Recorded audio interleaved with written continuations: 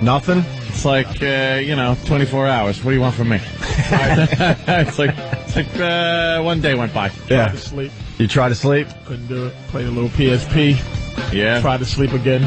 What's your game of choice? Right now, I have to say I'm playing Tiger Woods golf. Holla! Yeah.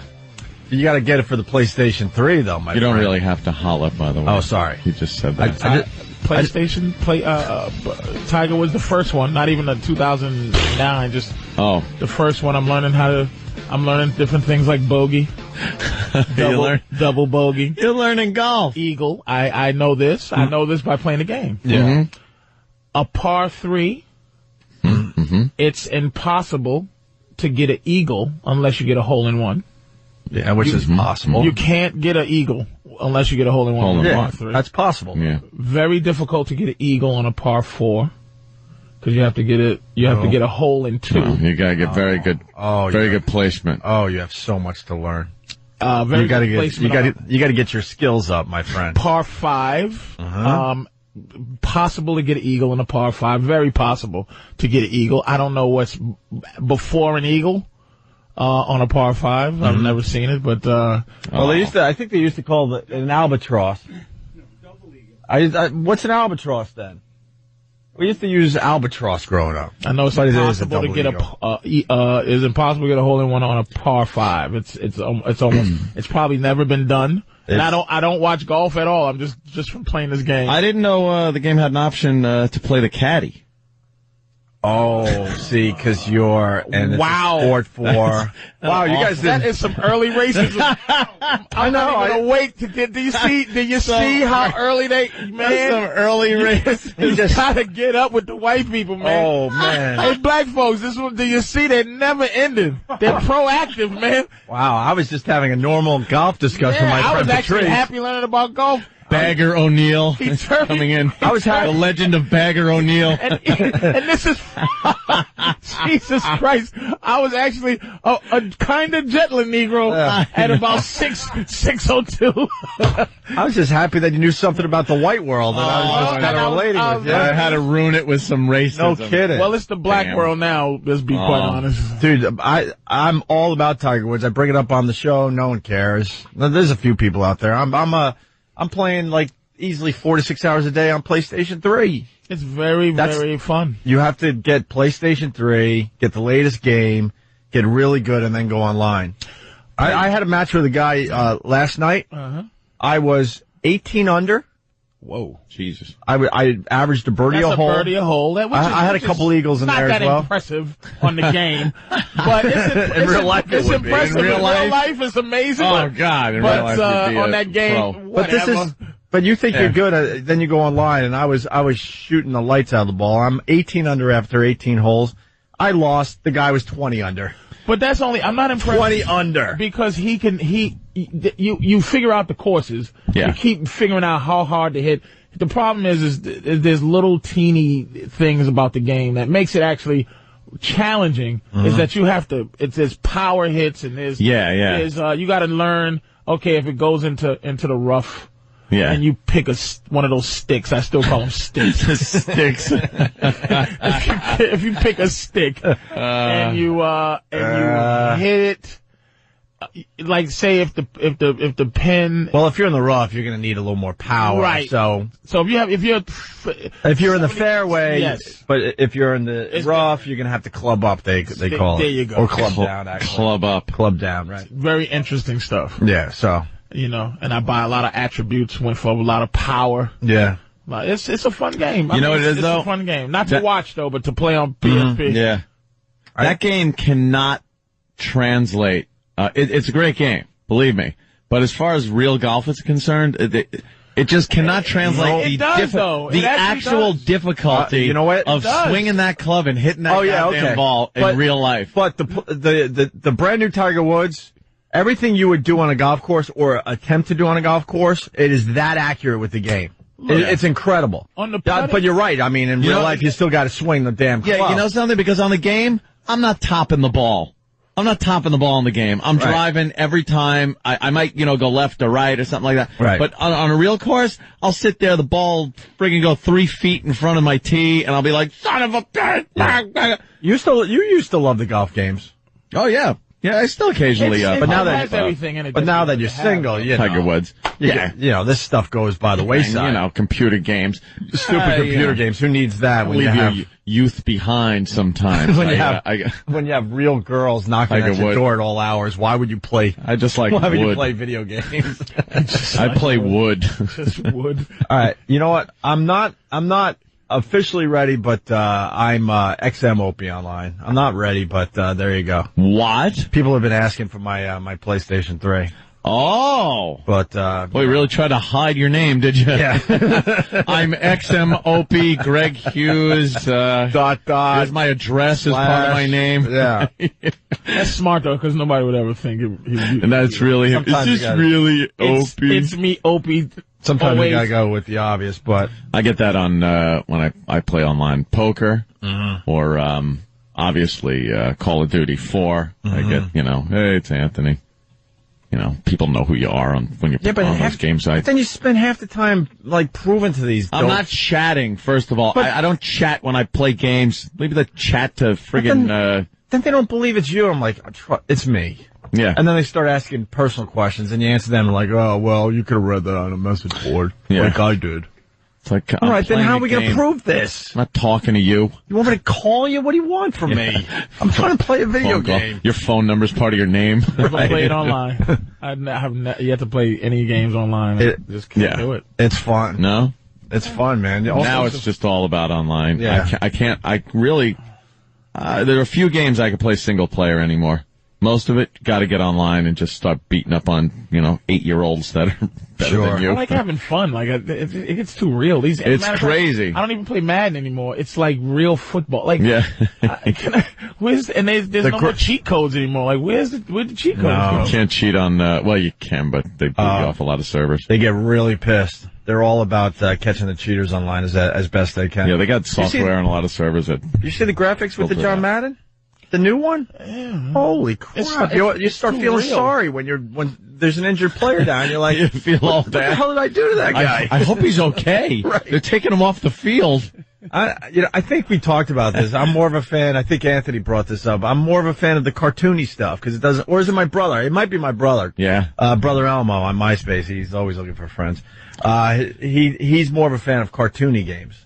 No, he doesn't like that it's getting more and more real looking. Like you said when you were in the Half-Life days where, these people are pleading for their lives and the facial expressions are getting a little too They were all cartoony at first. It's like, oh, Gordon? Yeah. Go down this hallway, Gordon, and find so you do that. And the scientist was like this cartoony guy. So if you blasted him, like, whatever. Now they're all like, why are you killing me?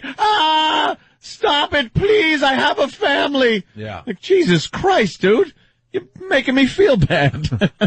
As I crack you over the head with a crowbar. And then Call of Duty 4, that's all about. You get online and just, when you shoot somebody, they don't just fall down. They might go down to one knee, and slowly look up at you and then topple over. Yeah. Jesus. I got him good. Yeah, they whisper, I have a family. Yeah. Mother. Eroc's trying to turn me on to the new Silent Hill that just came out. But the Silent Hill series went south. That used to be a great game. Yeah, that was. And then there was a couple of them in a row that it was obvious a new company or somebody took over and completely changed the game. And I blew it off, but supposedly the new one's all right. I don't know. I might have to give it a shot. Yeah, sometimes they bring them back. New engine looks great. Mm-hmm. I'm waiting. There's I guess November 11th, a new Call of Duty. Really? Out like an expansion or something. It's all about Call of Duty. Is that still the number one game? That's a biggie. It has to be right up there. That's a biggie online, but number one online game. What is it? Call of Duty? Why am I asking E-Rock? Can you look it up? No. Stunt Brain, look it up. That's your gig. E-Rock has eating for PlayStation. It's a new game. For the Wii? Yeah. Where you actually use the Wiimote as a knife and fork and see how quickly you can devour your meal. He plays it online against other fatos. Sorry, E-Rock. Really not. Yeah, all right. Hey, teasing. want to congratulate the Red Sox. They advance. Oh, yeah. Although the people that care about that are sleeping, because I'm sure they were partying all night. But Of course they were. they moved on. They get to face the Rays. The Rays, the Devil Rays. The Devil Rays. Where do they play? Ooh. What's a Devil Ray? Where do they play? In like hell is that? Fort Lauderdale or what? Tampa Bay? No, I know. It's spring training all the time. Man, why would you have a No one team in wants to see that. Tampa Bay? Cares? That's like when the Marlins won twice. It's like, did you really? Right. Who cares? No one even cares. What? Yeah, what's a Devil Ray? I don't get But it. Florida has the worst fish? fans ever. Like, they don't come out. Well, you can't go out. It's 120. The Dolphins are trying to get people to watch their games. It's 120 until No one goes to see the Dolphins? Well, they had a few lame years there. I'm not a big Dolphins fan like Big Ken and Little Ken, little Philly crew mentioned. But yeah, they don't get a lot of people in the seats. It's too hot. It's still 100 degrees in Florida. Yeah. We're 5 weeks into the season. I guess so. A 1 p.m. game is like 125 Right. degrees. And let's laugh at Stunt Brain today. Your dumb White Sox are out of it. Yeah. Chicago's gone. I was watching the Whole Chicago team's gone. I was watching a little bit of that game. Which one? The White Sox? Yeah. Yeah. And Why? it was on the TV at the bar. And at the bar. Yeah. So it's above, the bar. Mm-hmm. So I'm watching and there is a goddamn mascot. Whose mascot was that? White Sox. It was the White Sox mascot sitting right behind home plate, distracting the pitcher. Like, you know how they go crazy anyway, like everybody's kind of, waving their arms and stuff. Mm-hmm. But the mascot is in this stupid, like Philly Fanatic ripoff mascot suit, sitting right behind home plate, waving his arms around in that big mascot outfit. Shouldn't be allowed. No. That should not be allowed. The fans are one thing, you can't do anything about that. But the other team, whatever team is up against a team that has their mascot behind home plate waving their arms, ought to send someone in to punch him in his foam face. His life sucks already. Leave the mascot alone. He's miserable. But the distraction. It's ridiculous. I'm watching this stupid thing just waving his arms around. Yeah. Ugh. Mascots. What a waste. Is there one cool mascot? No. I think we did this bit. The coolest mascot, Patrice. Off The the Green Monster. Well, they booed him. They shouldn't. They were not happy that the Red Sox decided to get a mascot. Look, it's the Green Monster. You know how traditional Boston is? They don't want change or anything. And they bring a stupid mascot called the Green. They named it after a wall. I actually was at that. I believe I was at that game when they introduced him, or it was early on in his career. I wonder what they call him. Man, Wally. Wally. What racial slur do they call him? Oh, sure. It's garbage. Well, they probably just pulled out the N-word just for the hell of it. The same racial slur they call it Jolly Green Giant. I know there's something. There's a green racial slur. Oh, it's the green end. You booger. You call him snot. Yeah, they were not into that. By the way, the top online game is Halo. As far as Halo? As far as Xbox goes. And then Call of Duty's too. Yeah. Halo. Grand Theft Auto's right up there, of Never course. got into Halo. I bought Halo 3 and didn't even unwrap it. Yeah, it's like... I had to get it just because it was the hype of it, but I haven't messed with it. Anytime you go over someone's house and they have, like, kids, Halo is on. Yeah. You can't see any self-respecting adult playing that game. Whose house you going over? Little kids' houses. No, Every once in a while, Anthony just becomes a regular person. He goes, I was just like, he went to the bar. Really. That was when I was at a party. House. That was when I was at a party at someone's house over the summer. Yeah. One of my mandatory parties I had to attend. I can imagine. Yeah, believe me. Just hugging a beer in the corner. Believe that's what I was not doing. to be recognized. And I just walk in and kids are playing Halo. Talking in another voice. You're at a So I hung out with the kids. You're at a family party going, what the hell did I get myself What in? am I doing? I don't know anybody. I gotta make conversation. Right. Eesh. All right. We'll take our first break. Kramer's telling us to get out of the market.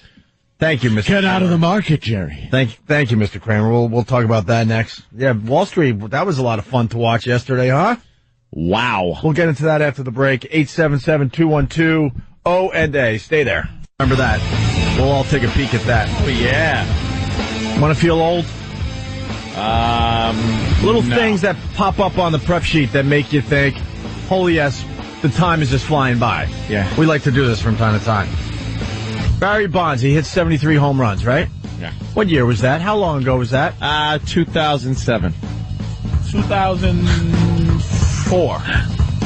You want to try 2001? What? That's 7 years ago already. Was it? Yes, that's why we do the bit, Patrice.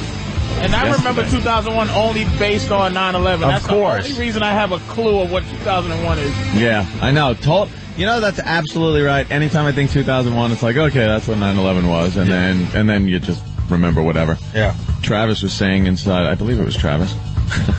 It's kind of early, when we're in that office. 5 years ago, Schwarzenegger elected mayor. Wow. Mayor, governor. No kidding. Yeah. 5 years. 5 years. Yeah. Just like that. He he's an action movie star. He ran off the platform That was it. of his movie quotes. Yeah. He was like, That was it, what he did. Yeah. I'll be back. Look at us. Oh, wow. He was every time he stepped up to a mic, it was a movie line would come out. Yeah. If you think I'm going to raise taxes, you must think I have a tumor. It's not a tumor. But then you just have to, I want to be your governor of California. And he did that for real. Your governor. I lost a lot of respect to California after they voted him in, man. Sure. A whole lot of respect. Hey, speaking of movies, you were having a nice conversation there during the break. Oh, you know what? I was sitting around last night, just watching TV like I usually do. Patrice was giving me a quiz. Watching Cinemax, who has turned into the I Am Legend network, by the way. For some reason, I Am Legend is on every second of the day. And I watched it again. And after I did that, something else came on, and I was asking Anthony, what movie have you ever watched where you really looked at the woman and went, she's the boss. I'm following her as the boss in the movie. There's no believable strength. You're not sitting there going, move over, chick. Or you're not sitting there going, oh boy, movie magic. Yeah. Mm-hmm. You said the exact movie that I was thinking of. Alien. I'm specific and say aliens. Alien, she kind of was She was kind of turning she wasn't leading anybody. I'll tell you what the thing was with Alien, though, was the fact that you absolutely thought Tom Skerritt was going to be the honcho in that one. You thought Tom Skerritt was going to be the lead guy, the guy that was going to, kill the alien. That was the first time you saw it. He had the most vaginal death, which was the a big hug. He died from a big hug. The alien gave him jazz hands first. And then, cha-cha-cha. Jazz hands in the ductwork. And that was it. It was horrible. Jazz hands and the little mouth inside the big mouth. Yeah. That's it. That was it. But I'm specific to aliens. And when I say this, because I always have these conversations, me and my girl sit up and watch TV, and she desperately wants to be cool. Yeah. Like, she just wants to be cool and like a dude. Like, she looks at dudes and goes, damn, I wish I had a swagger like dudes. I wish everything was cool. Where's the coolness for women? And I'm like, you're not cool. Your problem is you're trying to be cool like us. And I watch Kill Bill, which is, of course, would be a woman's movie, like, yeah. But as a man, you're just sitting there going, like, oh, really? Did you just chop up really? Did you just beat up Mike Madsen real quick? Yeah. Like it was nothing? Did you just punch your way out of a grave that Michael Madsen put you in? Yeah. Nice talking to you. Not too believable, but you're believing in the alien. The suspension of disbelief, I believe in it. But the way they approach aliens is that she's reluctant, but she is the most qualified right now. Yeah. She took the reins, and you go, she's my leader. In the movie, I'm following Sigourney Weaver. Yeah. The way she is, she's like, yeah. It's so, it's so authoritative. It's so, it's just, she is the most believable woman lead like in a movie I've ever seen. Yeah. Without challenge. I mean, there's other movies where the woman is, I don't even know, like anything that, what's Brad Pitt's mother's name? Oh, Angelina, right? Brad Pitt's mother's name. Yeah, Jolie.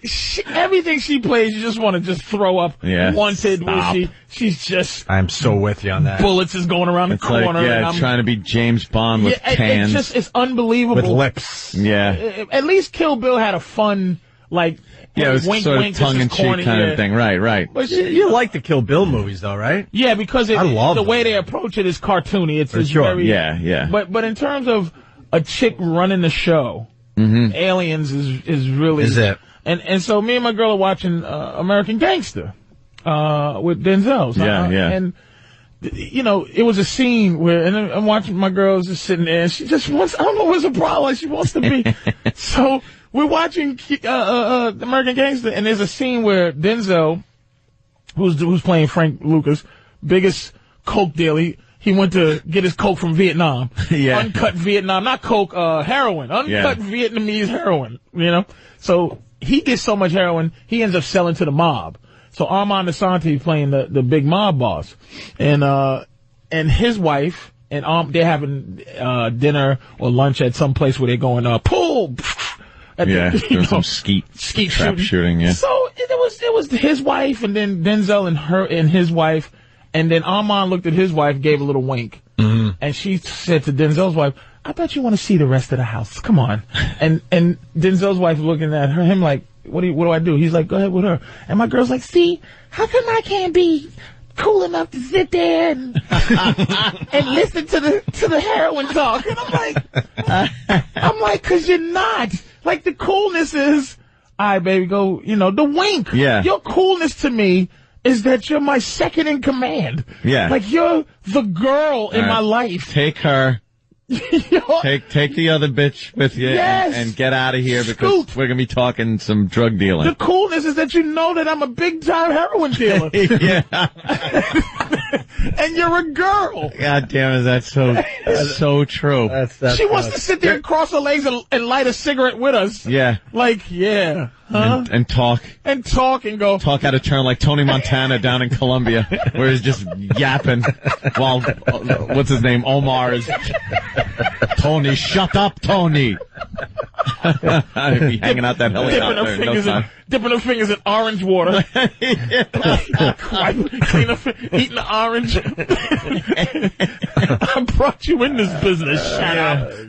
Right on. It's just. God, I'm trying to think of another movie. I'm telling you, you see how fast you came up with Aliens? Yeah, because that was always like that was it. I can't even think of where a woman is just, it's her thing is so, the strength of it. Like, usually, like, here's women, it's, I feel bad sometimes for what they go through. And I was sitting down the other day, and, I talk about this sometimes. It's just the idea of the helplessness that that out of control. So a beautiful woman, you figure like this, 20 guys a day hit on her. A beautiful woman. I'm lowballing it. Yeah. So 20 guys a day hit on her. So you figure that's about almost 8,000 men a year. And she still feels helpless because with all those choices, it still really isn't up to her. Ultimately, it's still up to us.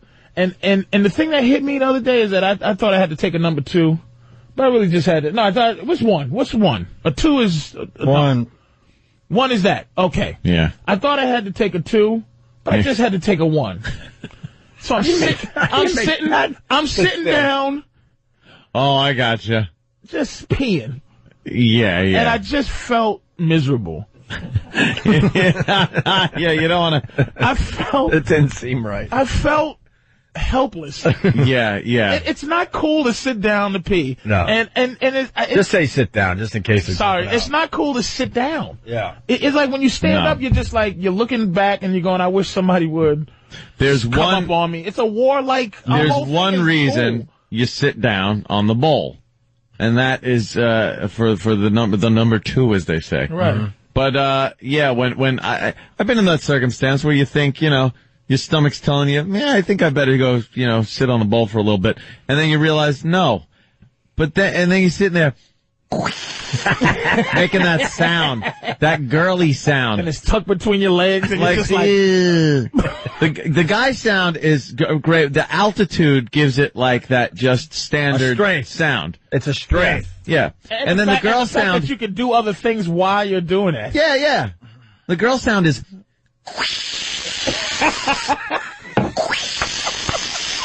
It's like, what the hell is that? What kind of sound is that? I don't know how they can be. I mean, this all goes to the Sarah Palin thing. It's just you just.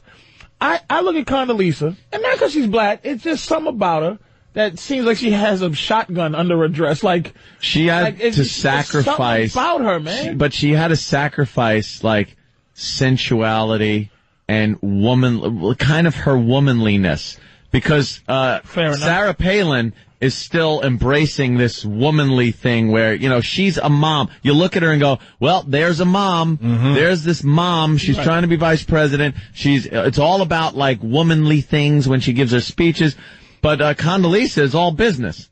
She gets up there. She's in her smart little friggin' business skirt. She took whatever natural like emotion of a woman, and turned it into the stare. She has a 1,000-yard stare. Oh yeah. And you look at her, and I look at Condoleezza. Again, I'll turn anything racial in a minute, but it's not even that. No, it's not. You just go, ooh. Yeah. Like you know that when she goes over there and talks to Iranians, and that they try to treat her like a chick. Yeah. She'll have none of it. What? She gives you the look of disgust, like, what are you doing? Right? Like, am I, you know what I mean? Like, I'm with you. You know, like, but Palin just has that. That's why I brought that up, because I'm going. Yeah. I never seen it's rare you see a girl that you go, my leader. Yeah. Mm-hmm. Please, I'll follow you. Very true. Hey, let's move on to there's so much to do today. Jim Cramer is telling everyone to get out of the market. Yesterday, at one point, the market was down 800 points, something like that, 850, and then it came back a bit. A little rebound. Who's Jim Cramer? Well, Jim Cramer is the Mad Money guy. The Mad Money guy. He's he kind of took off. He got very popular. Hold on. He got very popular in the market, giving advice. And got his own show. And for, a year, he's just been praising the market. Get in there. When the market took a dump, he's like, oh, boy, yeah, great buy opportunity. Mm-hmm. Well, he finally... Is he big in the Midwest? He's big everywhere. Yeah. He's got his TV show. Got a wacky TV show with wacky sound effects. People seem yelling all the time. Yeah. Okay. Right. And then he yesterday said, look, if you're gonna need some of this money for like the next 5 years, get it out of the market tomorrow. Yeah, but if we had everybody panic. Yeah, but if everyone takes it out, I mean, you've lost a lot of value. Like, what do you do? Yeah, I know. That's just it. I mean, he's saying if you need the money, right? A lot of people have money that perhaps they need, right? And he's saying, unless you can let it sit there for 5 years, take it out. Because it's not going to do anything in the next 5 years. I don't agree with that. I don't know. I still think this is a lot of panicking over something that isn't real. There's substantial stuff here. I mean, the real estate, all the credit problems, but it's not this huge situation where people should just panic sell every friggin' sector in the market. It's crazy. If you wasn't told, if somebody didn't tell us that we should be worried, would something be happening to you right now that would make you worry if somebody didn't? Like, I look at the gas prices, and I remember when I was a kid into sneakers, when I knew about sneakers, got jobs and to buy my sneakers were $30, $29.99. That's how much they were. Yeah. Then all out of nowhere, Jordans just come out and they're $100. Right. And it was shocking. Yeah. People cried. It was the news. On the news, they were saying, "Oh my God, $100 sneakers." Reebok pumps went up to they were $179. The pumps were $179, and it was like, holy Jesus, no, right? Yeah. Then, right when it was holy Jesus, no, they went down to $90, and people went, whew, woo. But 90 was ridiculous. Yeah. So the pimp move is this. It was $1.10 for gas, goes up to $2, then it goes up to $5, and we're going to kill everybody. And then it's down now to about $2.70. And that's where it's hovering around $3 right now. It depends on where you go, obviously. Yeah, the barrel is down to what, 80 some odd bucks a barrel now? Yeah, it took, I think, 89 or something. They said that's the good news with this whole financial crisis is the fact that, gas is getting cheaper.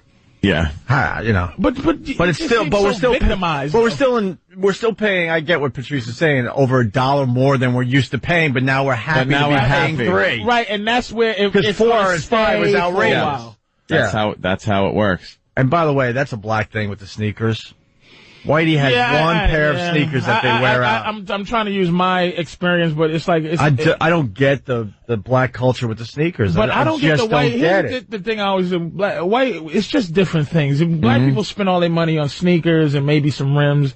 And white people will buy a life-size replica of Superman for $10,000 and think that that's noble. Like you have your white things. Yeah. Just stop it. But you guys buy sneakers. And Patrice and I have talked about this. I'm not sure if we've talked about it a lot on the air, but you'll buy sneakers and wear them like twice, and then these are done. Yeah, they lose the shape. So then what happens? They just there. Do you throw them out, or you just throw them in a closet? You put them in that box, the Goodwill box, or. There you go. But he wears sneakers twice. Yeah, twice, 3 times, and that's it. Nice like Ant sneakers, these are my boots. Yeah, it's time to go. When do you decide to wear them? You know what I mean? Like, you've got these nice sneakers that you're only going to wear twice. What goes through your head? Like, today's the day I'm going to wear my sneakers. With your outfit. Some sneakers don't hold up. Like, what if no one looks down that day? Air Force Ones they're almost disposable. They just, and those are the big sneakers, but you only can wear Air Force Ones 3 times at the most. But like a pair of Adidas, well-made, shell-toe Adidas, you can wear them for about a year. Mm-hmm. Certain sneakers, but the idea is, the word's fresh. You gotta, What if you could keep your sneakers looking fresh and like they're brand new? What, with polish? That's when you ain't got no money. Let me tell you what money does. Money, I'm 100 air. I can, anything in the hundreds I'm okay with dealing with. I'm 100 air. Sneakers, it's fine. I'll buy sneakers at any point, at any time, and just, sometimes you don't want to worry about certain things. It's almost like, remember when you had no money and you had to be creatively romantic? Only poor people have to be creatively romantic. Mm-hmm. Think of ways to write your own poems or, you just have to you have to think. That's a great point. When you have money, you're like, you go here. Here's a day at the spa. Exactly. When you don't have money. Old days, it was a scavenger hunt. You have to cut a picture of her face out of aluminum foil, and it looks just like her. Right. You don't need to do that. So when you have a little dough, you can do what you want, and what you want to do is buy fresh sneakers. All right. That's all. Before we move on, but it seems like a psychological thing, because stupid me, I'm thinking if you brought in sneakers that you wore 2-3 times, I would say they're brand new. Because of your sneakers. But how would you know that they're not brand new, and how would others know that, this guy's wearing sneakers he's already worn twice? That's crazy. Because they start to be shaped like your feet. Just like that. Let me see your shoes you got on now. You're going to laugh. They're over I'm not going to laugh because you're white. They're over a year old, and I don't care. Right. So if a black guy wore those sneakers. These are my... Even though the style right now for the young brothers is white guy-ness, is these tight, dressed like skateboarder kind of thing, wearing the crazy T-shirts with the skulls and stuff on it. They're dressing kind of white. But that right there, in terms of white world, I expect that. You know what I mean? I expect it. Like a stunt, man. He just, I got, I don't know, 3 or 4 pairs of sneakers, but these are my go-to ratty, I'm going to work sneakers. Who cares? It's just a different world. You just want to hug me? You just want to look right, man. You just want to look nice. Here's what Kramer was saying yesterday. So for investors, what is your advice today? Okay, whatever money you may need for the next 5 years, please take it out of the stock market right now, this week, I do not believe that you should risk those assets in the stock market. Even if you would take a tremendous loss and selling your stocks at this decline, you say take it out? I don't care. I do not care where stocks have been. Years. I do not care where stocks have been. I care where they're going. And I don't want people to get hurt in this market. But if you need it after 5 years, then don't touch it. Well, yes. If you have that much flexibility, I'm worried about unemployment. I'm worried about your purchases that you may need. I can't have you risk that in the stock market for the next 5 years. Very dramatic statement, Jim. Very dramatic statement. For savers. I thought about this all weekend. Yeah? I do not want to say these things on TV. Yeah, a lot of people follow Kramer. He's such a tool. He really is. He sounded like he was ready to cry again. The stock market, there's guys Anthony brought this up last week. They are making money rich through this whole crisis because they know how to play this crap. They know how to manipulate. And then Joe Sixpack, like us, we're the ones panicking, taking our money out and with tremendous losses. Taking it out with a big loss. And then buying back in when it goes up, so you're losing money. And then there are guys, veterans in the business that have been on Wall Street for a while that just know how to play these things. There was a guy I was just reading in the paper of I guess a 40-year veteran in the trenches down in Wall Street. That's just like, why are people panicking? Right. What are they doing? Who's killing themselves?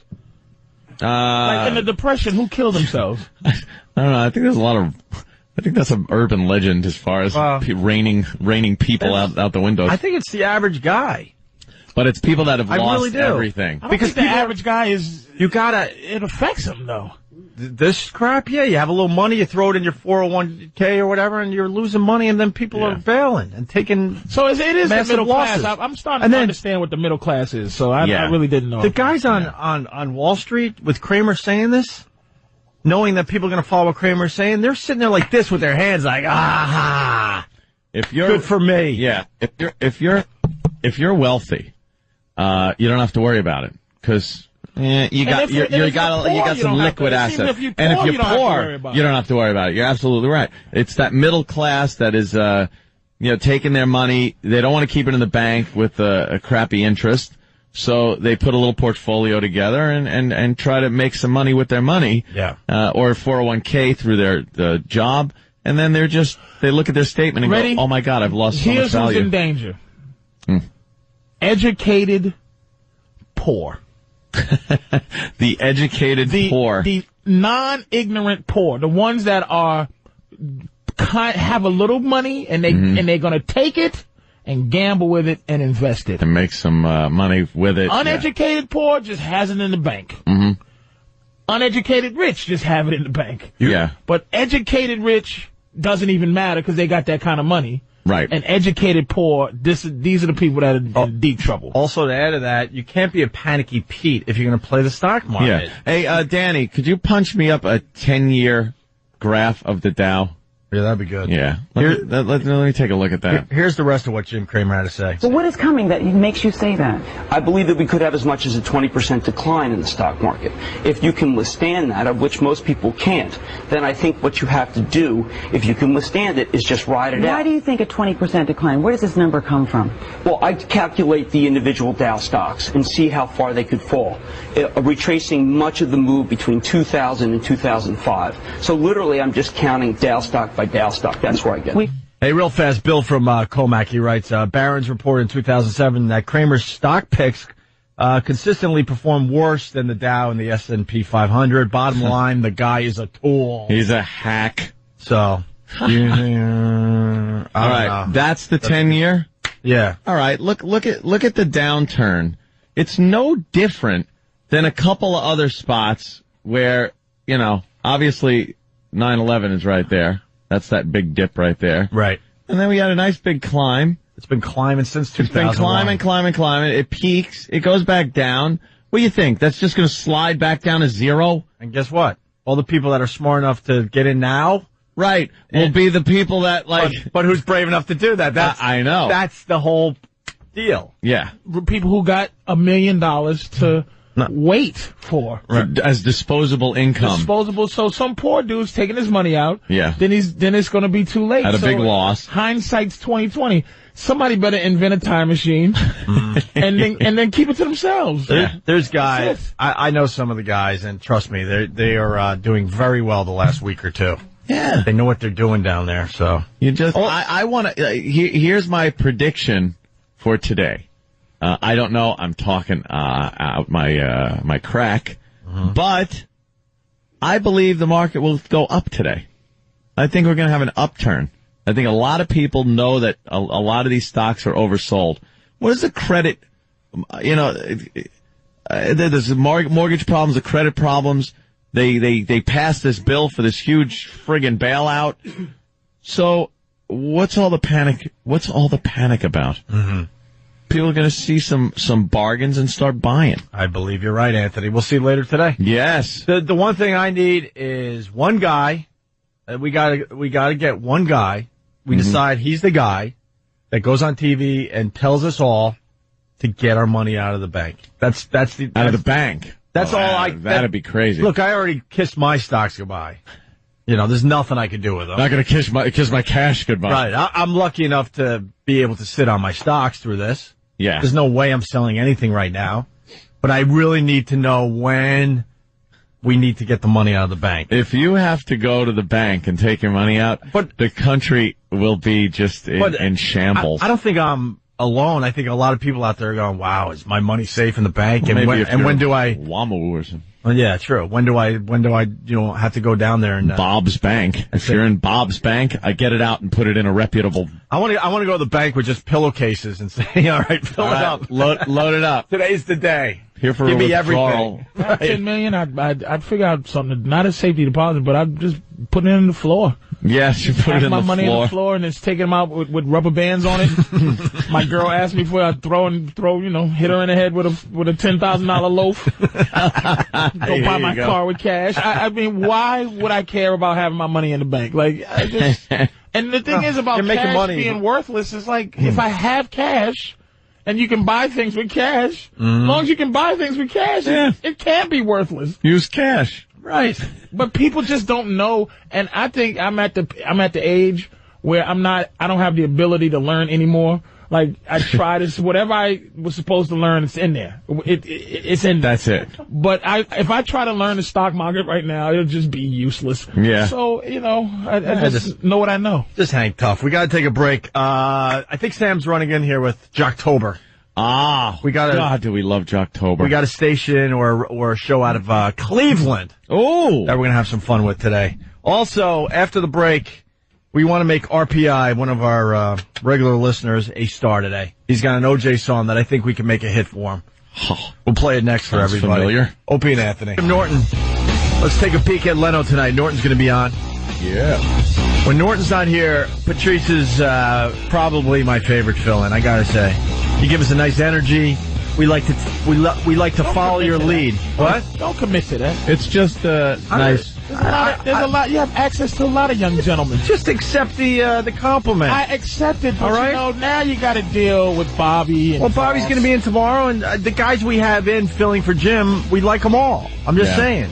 You give us a nice energy, and we kind of follow your lead when you're in here. This sounds very strange, and I don't like it. You know what? God.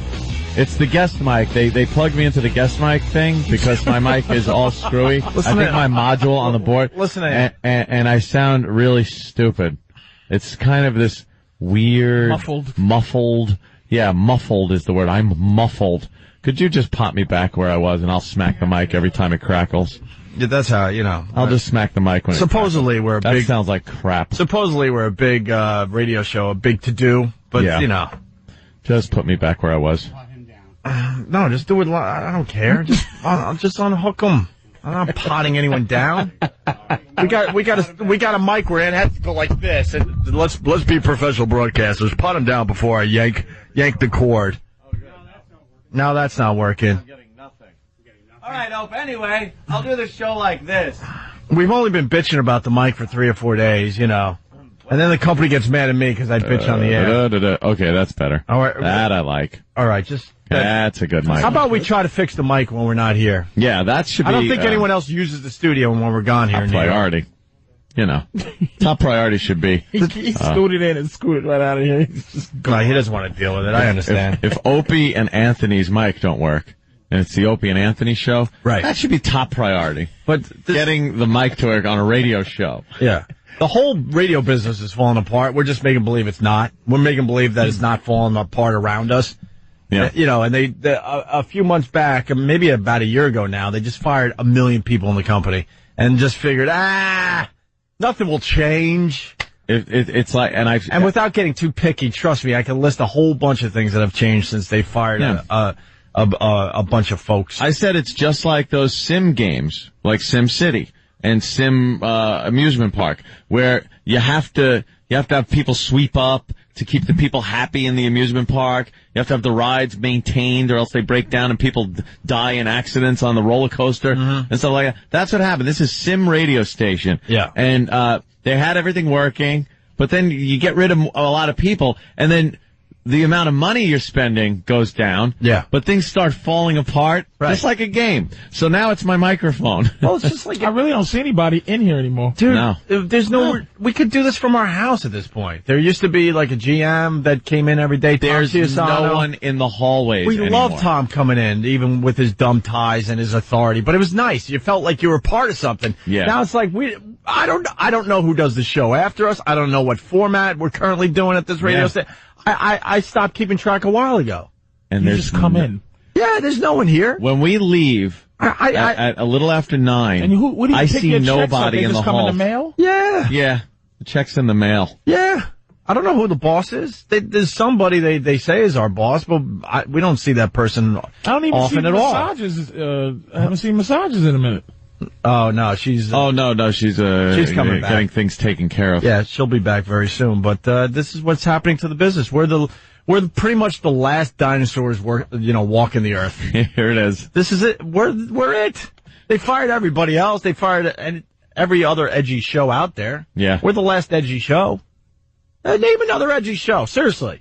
Name one edgy show. On regular radio. Skeeter and McGillicuddy. Skeeter and McGillicuddy. In Salt Lake City. McGillicuddy. This is it. We're the last survivors. This whole radio thing's going to become something else, and we'll be a part of it, I'm sure. We're just taking breaths as our nostrils poke out of the tar pit. I don't think so. I disagree. You guys sound like this Kramer guy. No. Oh, a little panicky? I don't think so. I think radio is just one of those things that's never going to be... It's a new renaissance. You need it. Patrice, we have been doing radio in New York City for 10 years now. Mm-hmm. The difference in 10 years is unbelievable. Astounding. There used to be a lot of, energy and people coming and going, all right, I know you guys are in the middle of a show, but I need an answer on this and this promotion and this. Now it's just like crickets. It's just us. And they're sitting there waiting for you to mess up so they can the boss will show up.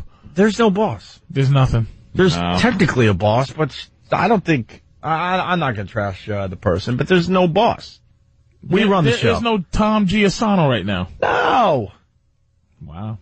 No, Tom was hands-on. He was let go to save money, and they brought somebody else in, but this person runs a bunch of stations and stuff, and, Oh, really? It's a babysitter. What happened? Yeah, a little, I tell you, but this mic isn't on. What happened? Go ahead. What? That mic. Oh, that mic doesn't work at all? Go to that one. What happened? Well, exactly. Is that one on? Yeah. Let Steve explain. What's up, Steve? Exactly what you're talking about is why we got yanked off BCN for about 8 minutes the other day, because there's one engineer servicing a bunch of different stations, and he didn't know that he wasn't supposed to yank one feed out. Great. Basically, it just pulled. We were pulled. Our plug was pulled. Yeah, the plug was pulled. Look, I understand, and I think we can bring it down to the the average person listening to the show. There's a lot of people that run businesses and they don't want to put money into the business because they're trying to save money, and it's a fine line. Do I buy the new tables and chairs for my restaurant, or do I give the place a nice paint job? Right. But after a while, when you start cutting corners, it does affect the product. It's a balancing act. Of course. And we're starting to notice the other side of letting a lot of people go and not putting money back into the product. Mm-hmm. We're starting to notice. That's all I'm saying. But we'll move on. Patrice. Damn, that's creepy. No, it is. This is creepy. We've had a microphone that's shot for 3 or 4 days. The old days. What happens? Look at this. There's just piece of a wire like from the old. It's not even. It's not plugged in. This part isn't plugged in. It's just dangling in front of me. I had to tuck it in here because it was blocking the view between me and Ope, so yeah, we'll step on each other. So now it just sticks up there.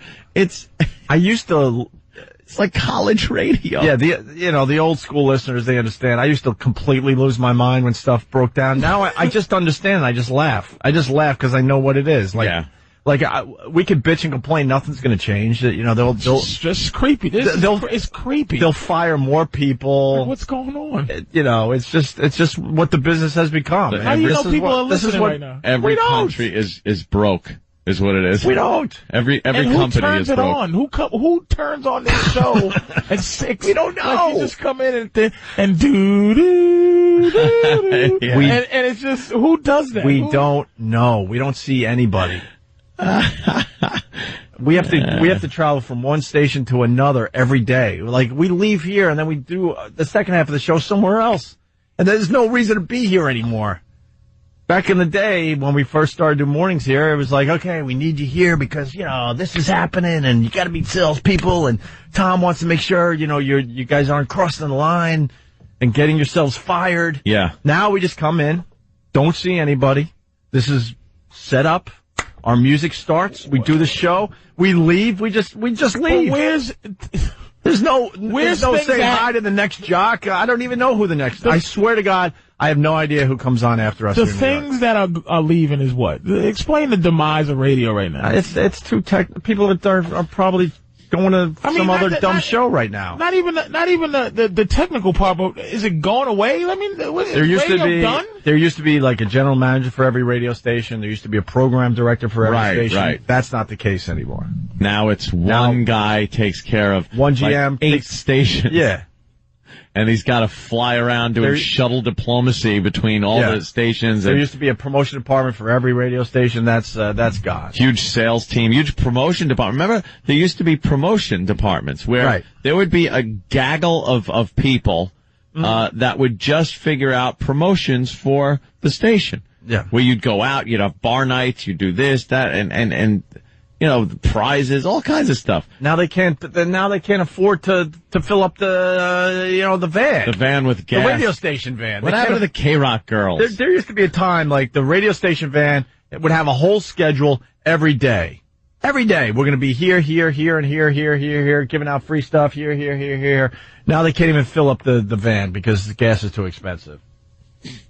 So remember the K-Rock girls? We saw them once. Mm-hmm.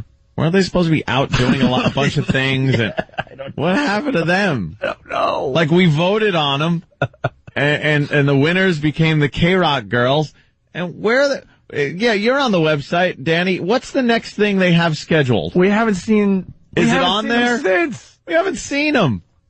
And we work for this radio station, so in our frame of mind, wouldn't we be like, oh, wow, that's pretty cool. The K-Rock girls are out and about, really promoting the station, promoting our radio show. So, let's see who the girls are that we picked. They're going to be at such and such a club tonight. You guys are saying we're the K-Rock girls, but the K-Rock girls were happy, and they're sitting around going, where's my duty? Yeah. Right. What do I do? If it's off our radar, that means they're definitely not doing much with the K-Rock girls. Simple as that. No. We would just know. Because we would just know. Back in the day at NEW, we knew what was going on. Yeah. Without even trying.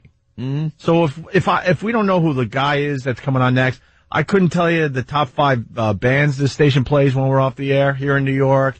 I don't know what the K-Rock girls are doing. I don't know. It's just such a weird I don't think you understand. It's creepy. This is creepy to me. Yeah. Like, it's weird because I'm going, who's in charge? I remember. Who flips the switch? Why don't you put her in charge? I remember when the memo came out and they fired just, company-wide a lot of really good people. I read this thing. I went, ooh, this isn't good. this is going to hurt us in the end. This is going to hurt eventually. Yeah, you're going to notice. Oh, they'll save money right away, but eventually it's not going to be good for the business, for the company, the bottom line. For us personally. Have you ever met one of these bosses, like the ultimate, as high as you can go boss? Oh, yeah. Who are interested in actually the art form of it, like that wants to save the... Used to be. I think they're all just holding on and hoping for the best. Now, they just don't want to lose their gig. Yeah. So that, they can go and because eventually they just have to answer to the stockholders. That's who the big boss is now. There'll be nobody at the top that goes, oh my God, radio's gone. Radio disappeared. Like, there's no one that's going to go, oh, Jesus Christ, radio's finished. It's just gone. So... yeah, we'll ride it out. We'll ride it out, see what happens. God damn, that's creepy, man. I think that's why the ethnic stations do very well. Because, it's like the last line of people that are going to be getting into the technology end of things like iPods, phones that, play your songs, play your music. You satellite radio. Yeah, Wi-Fi. HD radio, all that stuff. There's so many choices now, and it's very difficult to continue doing radio. You got to have some kind of a commodity that can't just be thrown on an iPod. Right. I consider this show one of those commodities. You can't go to an iPod and go, all right, I want the iPod version of Opie and Anthony. It's got to be us, or you're not getting us. Well, social commentary, I think you're always going to need. Yeah. People need someone to make things clear. Mm-hmm. I mean, you can't just go on the iPod and listen. I mean, I buy iPod books because I just don't read them. Yeah. Read books, so I try to listen to Sidney Poitier's version of his own book. Sidney Poitier. And I just... that fine actor. And Sidney I just Poitier. almost pass out as he goes Once Upon a Time. So you just need somebody to go, all right, listen to Kramer. Yeah. You just need that. It's sure. I hope that you do. I think radio will reinvent itself. It'll become something different than what it is today. Yes. Absolutely. I don't know what destruction. Yet, all right, listen. Just get out of here. Just go then. We want to talk about this. Shut it down. We want to talk about the slave thing, but now we're going to have to wait till after the break. But let's make RPI a star today. OJ found guilty, looking like he's going to spend the rest of his life in prison. Yep. I was listening to a lot of the talking heads on TV last night, and they're like, wow, he is cooked. He is done. They're trying to figure out what his next move is, and there is no next move. There's really no next move for OJ. This guy is done. His life is done. Less than half of the 12 jurors said that they thought he got away with murder. So they're hoping that. So it's less than. But that they all. Yeah, but they're hoping they could turn that into something. And the guys on TV last night, nope. They're basically saying he's going to have to spend over 100 years in jail if he lived that long. They have to prove their shenanigans for OJ to get rid of him. Yeah. And trust me, they probably sat there with that judge in that room and they made sure every T was crossed because they're not going to let. It wasn't another LA debacle. Right. This was Vegas. Even on the lowest level, there's a mandatory 2-year. A mandatory 2 to 15. Mandatory. So he has some mandatory stuff. The kidnapping is 2 to life. How is that, though? 2 to life. 2 to life. It's either going to be 2 years or your whole life. That's so dumb. And he got found 12, felony counts. Yeah. Which is it's just amazing. And like I said, it's just, felony kidnapping it's just I grab you and I put you in a trunk and I say, give me money. Like that's felony kidnapping. Hostage for cash. 12 counts, 12 felony counts. But it's tough to let. I've even heard that. But it's tough to let a guy go that had a gun going into a hotel freaking room. I don't think the Patty Hearst dude's got that kind of. I understand. But hey, because we're getting off schedule here. But RPI, I don't know how, but we want to make him a star today. He does great work for the Opie and Anthony show. He's got a song called OJ Folsom Prison Blues. Maybe he'll get into radio. Well, we have an OJ song. A little familiar, Ed. Little familiar. So this is RPI. We're going to try to make this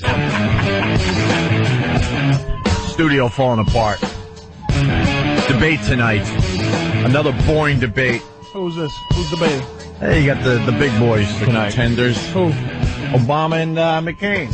Who these guys? Town hall format, though. Yeah. So they get to walk around and feel like they're just kind of hanging with the peeps. The town hall meeting. Can I ask you a question? It's little Sally from somewhere in North Dakota. Hello, Mr. Obama. But they're calculated. They talk to the people ahead of time. All right, yeah, you could ask that question. Yeah, you could ask that one. What are your plans for the youth of America?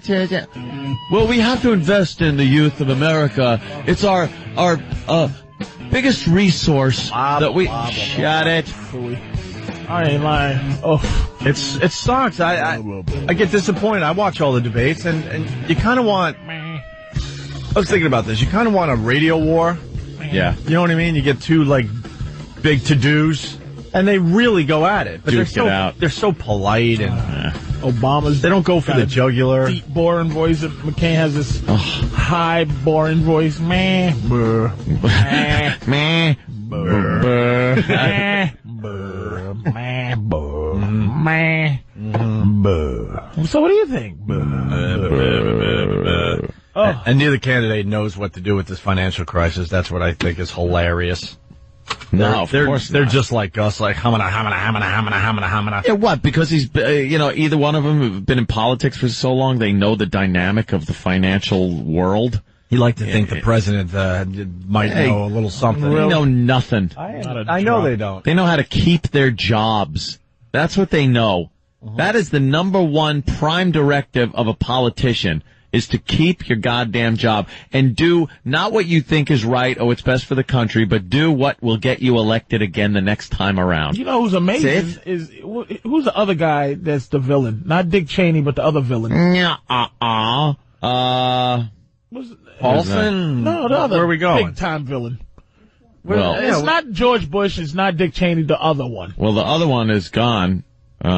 Rumsfeld? Rumsfeld. Yeah, he's gone. He's been gone for a long time now. But he's been around. Oh yeah, just forever. Not the president for 30 years. You look like at he's pictures. Just been around as a dude. Yeah. You look at pictures of Kennedy, and there's Rumsfeld in the background. Those are the scary dudes. Like he's not the president, but he's just a dude. That's just what up? Yeah, it's like Nixon, and then you just see Rumsfeld in the background again. It was like Zelig. He's just everywhere. He's probably been running the country for 30, 40 years. Yeah. And no one knows for Henry sure. Kissinger, like he's just around. He shows up every so often. His voice has gotten so much worse than it used to be. Now he can barely talk. He just sounds like this. I think it's a big problem that must be taken care of. Wow, Henry. Now that you're gone, man. Now that he's been part of the American culture for 80 some odd years, when is he going to lose the dumb accent? Okay. I'll stop talking like that. Right. It's just dumb. Let's get into some Jocktober stuff. Jocktober. Here's the official sweeper, a brand new one, by the way. Happy Jocktober, everybody, from your friends at the Opie and Anthony Show. It's a celebration of hacky, pukey radio shows and DJs from across this great nation of ours. Oh, it's just the worst. That sound is actually coming out from between her legs rather than her mouth, I think. Yeah. Crank up the crapola, it's Jocktober. There's a person stranded. There's a show. It's stranded. That's funny. Good stuff. Hey, now there you go. There's a little improv stand-up for you. What the hell was that? Happy Jocktober, everybody, from your friends at the Opie and Anthony Show. Let's all do it. There was no joy attached to that sound. None. Oh, my God. And there you go. We're ready for Jocktober today. Sam's in studio. Many stations celebrate Rocktober. We celebrate Jocktober and highlight shows from around the nation. With jocks, and of course, we hope there's a hole in everyone. A hole, that's code for the woman on the show. It's code There's for always the hole, the fun kryptonite. It's called the yield sign. Yeah, the yield sign. Yeah. Anything that can slow any fun down. Yeah. The hole will do it. Oh, yeah. And Sam, does this show have a hole? You bet it does. You betcha. You betcha. We are looking in on the morning show. Is that what they're called? Just the morning show. Just the morning show. All right. And this is with Trapper Jack. Yeah, he's kind of the captain of the ship. Sam, let me tell you something. For any new listener, let me just fill you in. Sam is a douche. He really.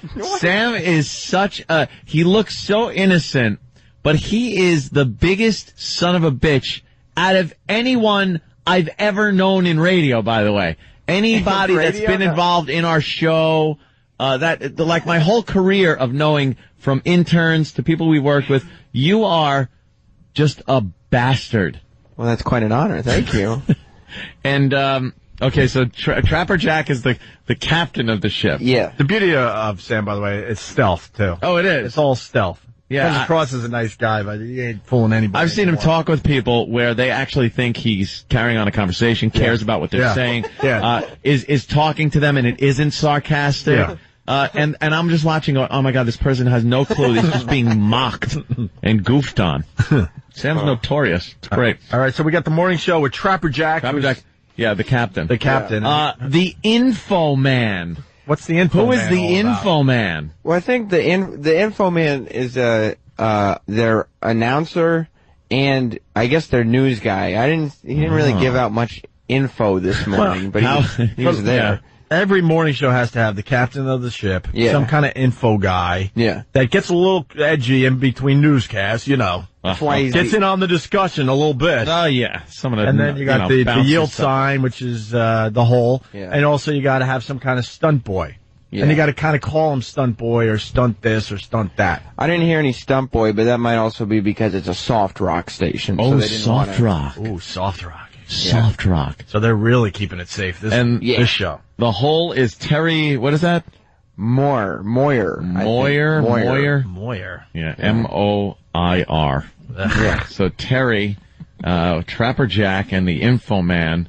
Yeah, it's out of WDOK in Cleveland. All right. WDOK.com for the visual today. Oh, yeah. So people can play along at home. Let's punch that up and see if we can look at what they look like, Danny. That'd be a pleasure. I swear this is the first time I'm looking at them. And I'm laughing already because I just know it's not I know what this is going to be like. It's going to be three people with their arms around each other smiling in some wacky setting. Yeah. It's just the same crap. Oh my God! Is that her? I can't see her. Can we get a bigger picture? Or okay, thanks. I would never question. She's all right for Danny. That's a way better Terry. Yeah, she's all right for a radio chick. Yeah, it could be. Oh, wait a minute. Hold it. Okay. Really? I said all right. I didn't say. She's a better Terry though. Yeah, she's an upgrade Terry. Dude, anything is better than Terry Clifford. Yesterday. Yeah, but good old Terry Clifford got a beating yesterday for all you Rochester listeners. This is a haggard mom teetering on grandmotherhood. Well, she's got the waterfall bangs. Yeah, the rest of the hair is permed. I don't know what's going on. The hairdo is very very old. She looks like the woman who was bit by Robert De Niro in Cape Fear.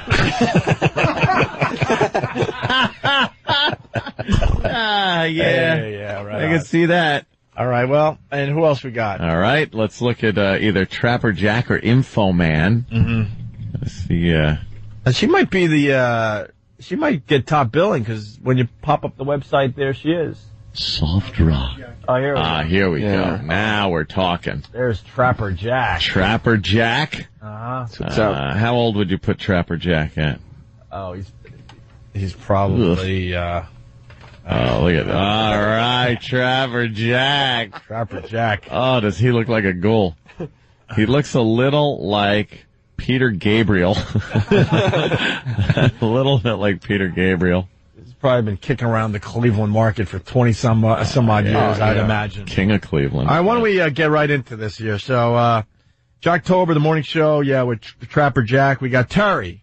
Yeah. Talking about her run-in with the law. Now, this is weird because that's Anthony's bit. That's me. I've talked many times about getting pulled over and how it goes. And why did you pick this break? Because it's very similar to how Anthony handles the cops? I just figured part of Jocktober is kind of seeing maybe if our show needs to improve based on the techniques of others. Uh-huh. And then maybe we could pick up a couple tips from Terry and the gang.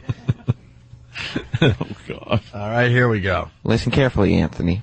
I am. Terry Moyer was stopped by a member of law enforcement this morning. Gendarme? The gendarme, gendarme John Goddard. And But I was wrong. you were wrong. That's right, you were wrong. And you told him, what'd you say? As soon as he pulled you over, what did you say? I got out my license, I got out my registration. As he walked up, I handed him the license and the registration, and I said, I was wrong, and I got nothing. Assuming what? What were you assuming? Well, he was going to say, ma'am, do you know what you did wrong? Yeah, I know I was wrong, but I actually didn't know whether I was speeding or whether I wasn't sure what it was. First observation. When you're talking about real life stuff, you can't do it like this. So, you got pulled over this morning. You gotta, if you're gonna have real talk, you gotta use your voice.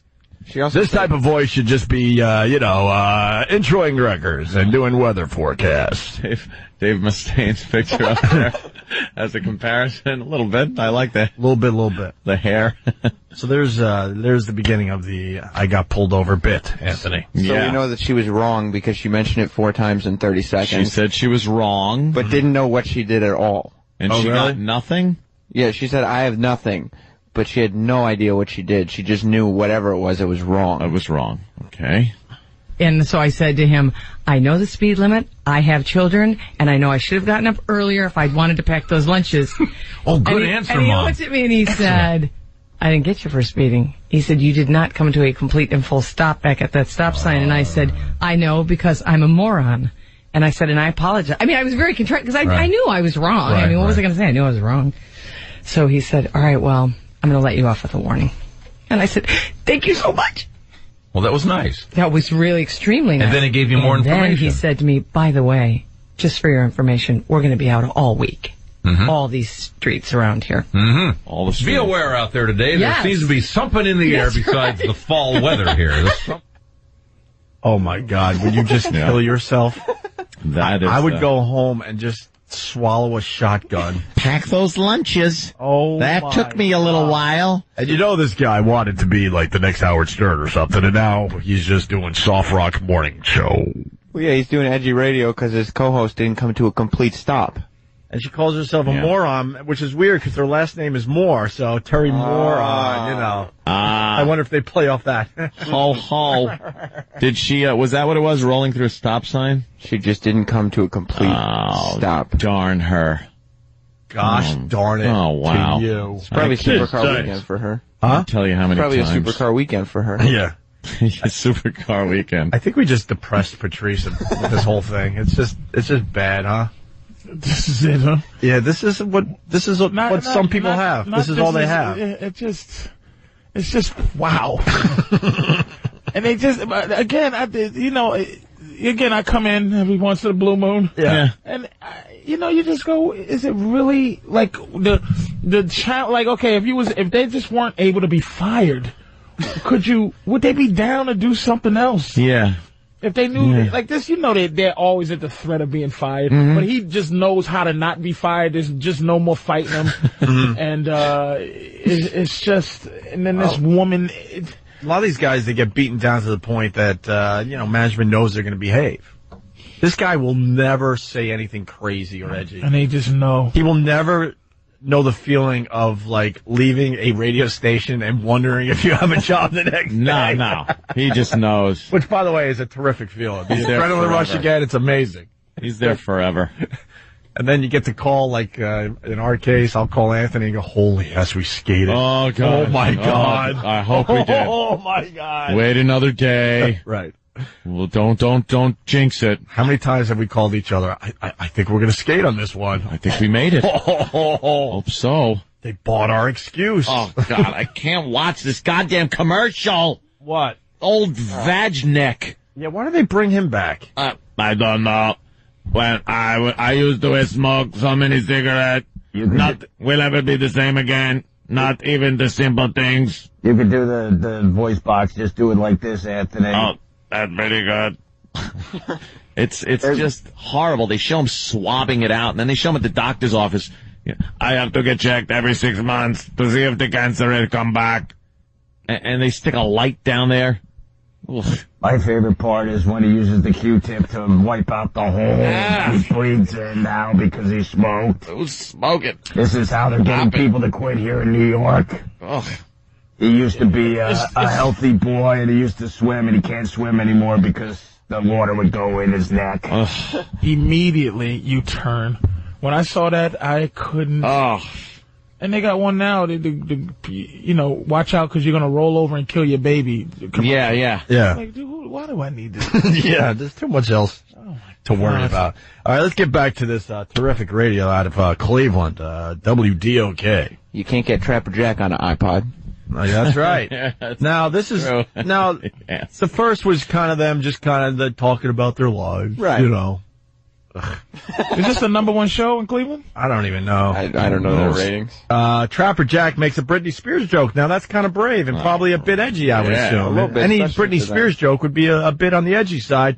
Terry throws up the yield sign, though, and goes, now. The whole steps in. Okay. Britney Spears has a exercise video coming out. She's going to do the Jane Fonda thing. She is going to show you how she got back in shape and help you get in shape too. The gurney crunches are phenomenal. They really are. She looks great. She has really worked her way back. She has. Oh, my God. No, she looks great. It's the same broad working on every single one of these shows. That was their chance to have a little voice. The same girl, the same voice. No, she looks great. Oh, how dare you? Gurney crunches. I mean, come on. That's all right. Oh, now she looks great. Then we move on to Terry. Speaking of cars, Ford is going to come out with a smart key that will, if you program it as such, you won't be able to drive over 80 in your car. Well, the idea is for the teen, primarily. Right. Yeah, they won't be able to turn the stereo up more than halfway. I love that. And that is funny. The stereo will go off automatically after 5 minutes if the driver hasn't buckled up. Oh, I love this. It will become disabled. I guess Ford came out with the very first anti-theft chip that came out, so they're kind of... Can you set it lower than 80? No. Oh, shut up. No, that's... Set it for 10.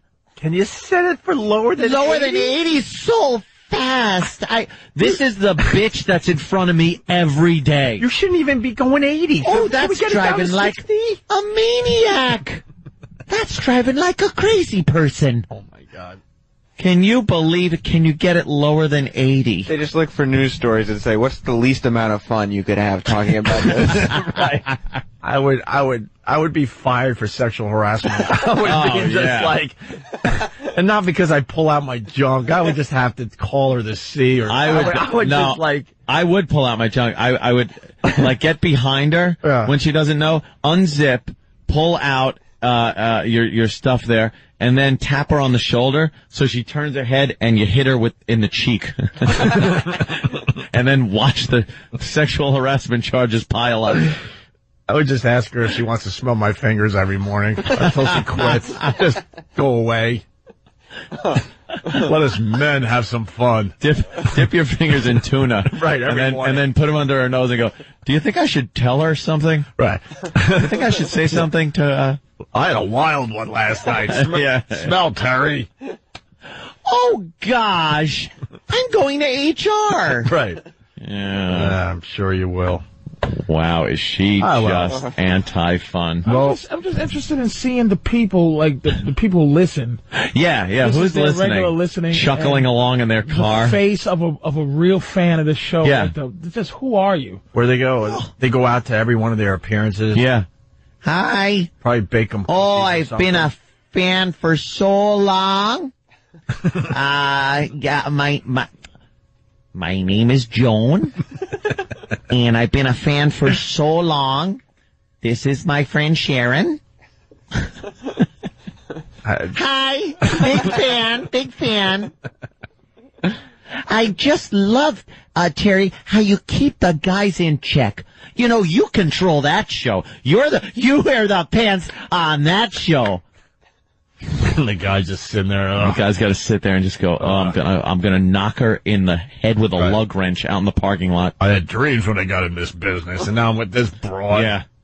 And her yappy friends. Well, we got a trivia question. You know, I love trivia. The real morning shows out there, they have to have a trivia question every morning. You got to get the callers calling in, you know. Of course you do, Sam. Of course.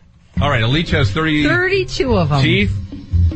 I'm not How about telling I got 32. Well, I'm do. just telling you. I do. I gave you a clue. It's not legs. Wait, we missed something there, Sam. Oh, boy. Well, the question is, a leech has 32 what? Oh, a what? leech? Oh, okay. A leech. A leech has 32 what? A leech? Miles. Total alimony payments? See, there you go. Sure. Even taking their crappy material and making it funny. That's what we attempt to do anyway. Yeah, thank you. Who cares? My answer would be, I don't care.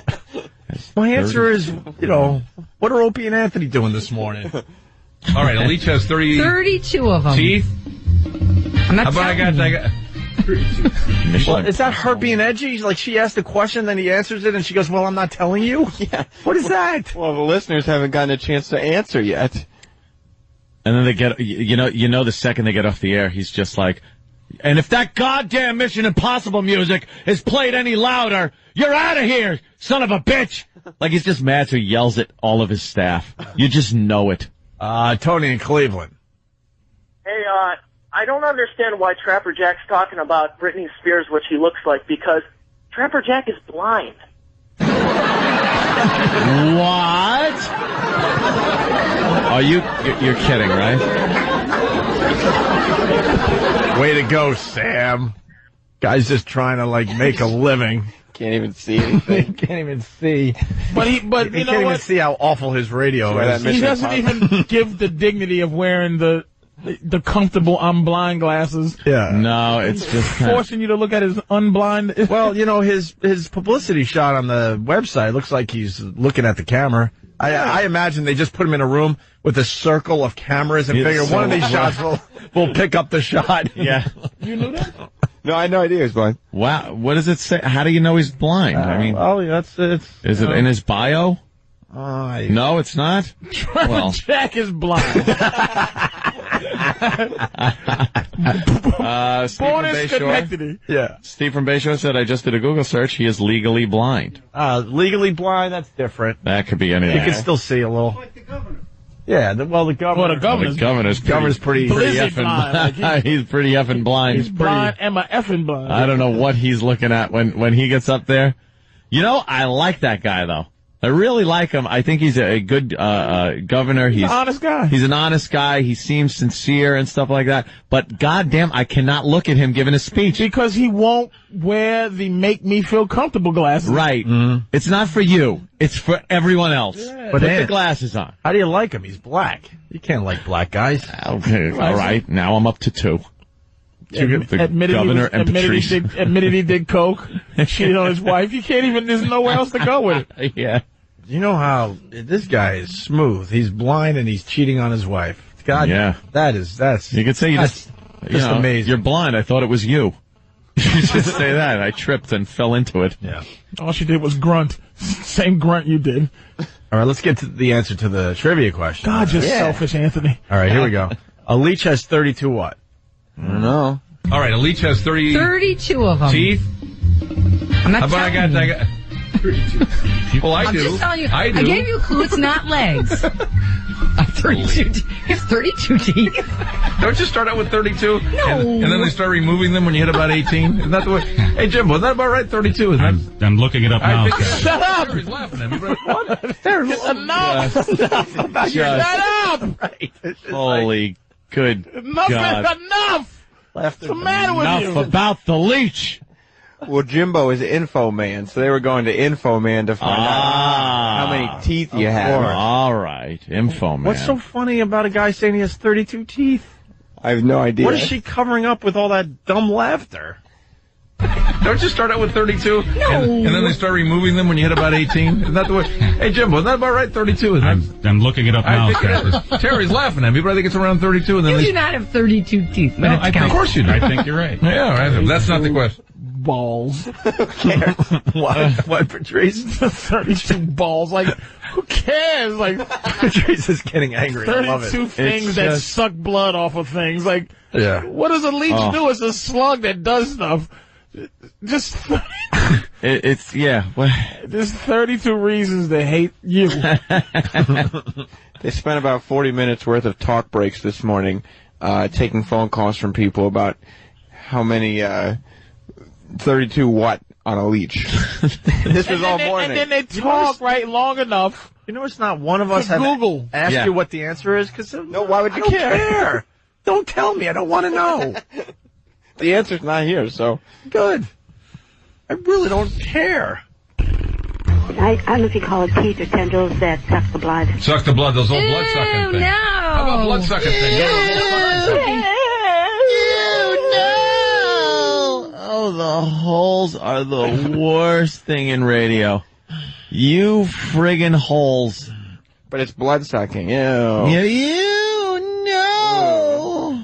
Patrice is just yawning. 32 yawns from this show. How about blood sucking things? You know, those little suction things. Maybe some kind of suction thing that goes and takes the blood right out of it. Maybe it's some kind of. I came up with this question. She says ew.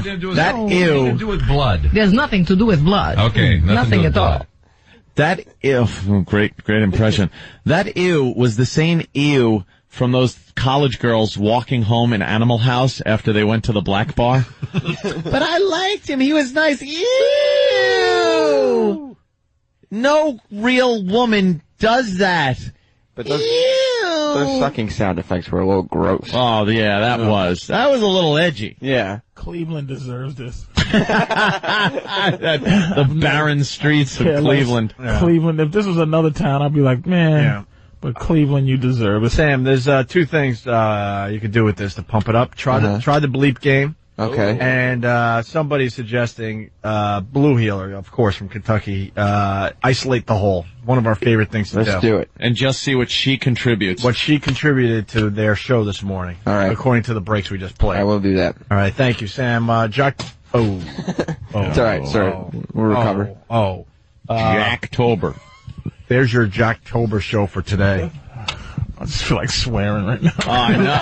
Just gets you mad, right? It's infuriating. I don't feel like I don't even. You come in the morning, you got to have trying to be funny without cursing mind. And I don't feel like it right now. I just want to curse. I want to just curse. It's just frustrating that they're using these voices to talk about the real stuff, and it's just bland. Can I tell you if Anthony held out for just a year? That I guarantee I'd had a nice threesome with one of these CW girls. They just are gorgeous. It's a bunch of sexy CW 11 chicks. You selfish bastard. You just could have hung in there, had a quick party, and then ammo. Yeah, well. Couldn't do it. Damn. Couldn't hold on. Looking at this show, it's a lot of tender, and old tenders too, like 35, 40. Deliciousness. Yeah. Selfish son of a gun. You know what? You should listen to Trapper Jack. Jack. Tie you down and make you listen to Trapper Jack for an hour for that. I couldn't hold out any longer, Patrice. Just to let him, not to wheel you around like Silence of the Lambs, like Hannibal Lecter on a gurney, and just wheel you around and with make you follow Trapper Jack. Muzzle over my zipper. Blind, boring life. It'll serve you right. We got to take a break. We're going to talk about dinosaurs, slavery. What was the other? And the wake party. Is that wow? Yeah, why not? It's quite the smorgasbord. Patrice is entertaining us during the breaks, and we'll bring some of that to the radio next. We'll close out. Blue Healer in Kentucky. Stephen S. from Bayshore. These guys work hard for the show every day, trying to get some lines in. And I want to acknowledge some of these people. That's what we do now. Patrice O'Neill in for Jim Norton. Jim Norton in L.A. He's going to be on Leno tonight, so we'll take a look at that. Yes. And panel. He doesn't even have to do any stand-up. He just comes out, sits down. That's really cool. Chit-chats. That's really cool. Yeah. Good for little Jimmy. Really fast before we move on to a couple other things. We just played that dumb show out of Cleveland. Yeah. And the whole Terry. The Hole. We had Sam isolate exactly what she did during those clips we played. So this is from everything we heard. Yeah. This is her sole contribution. This is what she contributed, proving our point. Let me strap in. For the most point, women are useless on radio. For the most point. Wild ride. Huh? This is going to be a wild ride. Let me strap the F in. Yeah, buckle up. Here it comes. Oh, The Hole. We didn't have to. Crazy. We didn't have to mess with the tape. Nothing. We said, Sam, whenever she talks, isolate it and make a montage. And this is why women, for the most part, should not be doing radio, because this is their role. This is their role right here. Wow, that is literally That's it. a roll. Here we go. Nothing. I love that. Oh, I love this. Can you set it lower than 80? They really are. She looks great. She looks 32. You have 32 teeth. No. And then they start the blood sucking thing. No. How about blood? No. So it's not you guys. It takes. There's nothing to do with blood. Okay. I was wrong, and I got nothing. That's what she did. That sums it up. No! Ew! No! Sarah Palin. Yeah. Is she flying? Sounds like Sarah Palin. Is she flying under the radar or what? Oh, gosh. I can't see her. It's All right. my car. All right, what are we talking about? The one-man show? What? Slavery? The one-man show? Well, hey, I'm cooperating over here. I'm cooperating. Oh. Hey, do we have... Oh, Wade, it's Gene. Oh, when he's practicing the phone call to Wade. Yeah. Oh, Wade. Oh, jeez. It's Gene. Oh, Wade. And then he calls up. Oh, wait. Okay, yeah, put him on. yeah, he was ready to go. He was all ready to go. Goddamn. Great movie. Hey, if the boys are in the back, could they isolate some of the other holes we've already featured? Because now I want to do hole isolation. Just hole isolation. Good morning, Fast Freddy. ISO hole. Operation ISO hole. ISO hole. No, you guys were talking about the one-man shows. Oh, God damn. That was I pretty was talking funny. about I was in Montreal and my one-man show, and I was just like, who was asking me? Roland is like, what your one-man show? I'm like, my one-man show called My Jokes for an Hour, but I don't do them funny. I hate one-man shows. They make me physically ill. The most boring, pompous. It's a pompous thing for a comic. I'm doing a one-man show. Yeah. Every night when I'm off for an hour. Yeah. That's You're a up there. one-man show. It's you're talking. Why does it have to be this overly dramatic thing? Hey man, I had a teacher, Miss Inez. She was one of the great math teachers. Hold on. Let me go get my Inez wig. Yeah. Right. Good morning, kids. Oh, wow. And the audience has to clap. And then I gotta find some ditty that she gave me during my life. Yeah. Inez, and I want to say to you children that 9 out of 10 of you are going to be homosexual. It's like, I'm like, why isn't my jokes enough to be considered a one-man show? It's a one-man show. As opposed to turning into the guy at the car wash that tried to rub my leg. Like, for what? One-man shows, it's a selfish thing. You don't want to pay any other actors or actresses. So I'll do all the parts and hope Billy that Crystal they buy this crap. is the king of the overblown, pompous one-man show that he thinks he's being so profound and really opening people's eyes and minds to things. When he sits there and imitates the black guy from New Orleans, yeah, I had my horn and I played it, and then Katrina came and took so many things away, but couldn't take the spirit of my music. Yeah. The fourth wall, baby. Shut up. I don't want the fourth wall. I don't want people staring at me for an hour with no reaction. Yeah. The audience is just in shock. Just sitting there going, what is this? Well, one-man show, it means lower your expectations before you come into the theater. No set, no other actors or actresses. When I was just some different lighting. 20, I worked for a man that I thought was really obnoxious and stupid, but I later learned that this man was very knowledgeable and Well, let me show you a little bit about how he But was. you got to turn around. You got to turn around, and then the lights change. The lights change, and then you turn around. All right, get back to work, people. Here it is. Here's his boss man guy. And it's just a lamp and something else at the desk. But you're such a great actor that you turn everything. You can see it by my reaction. My reaction to a desk that's not there, I actually bump my knee into the magical air desk. It's magical air desk. You could lean on it with two hands. I'll never be a great actor. You didn't want to pay the stage union. So I would now there's an imaginary set, I would cast. never in my life be a great actor. I just watch actors and it's like crying scenes.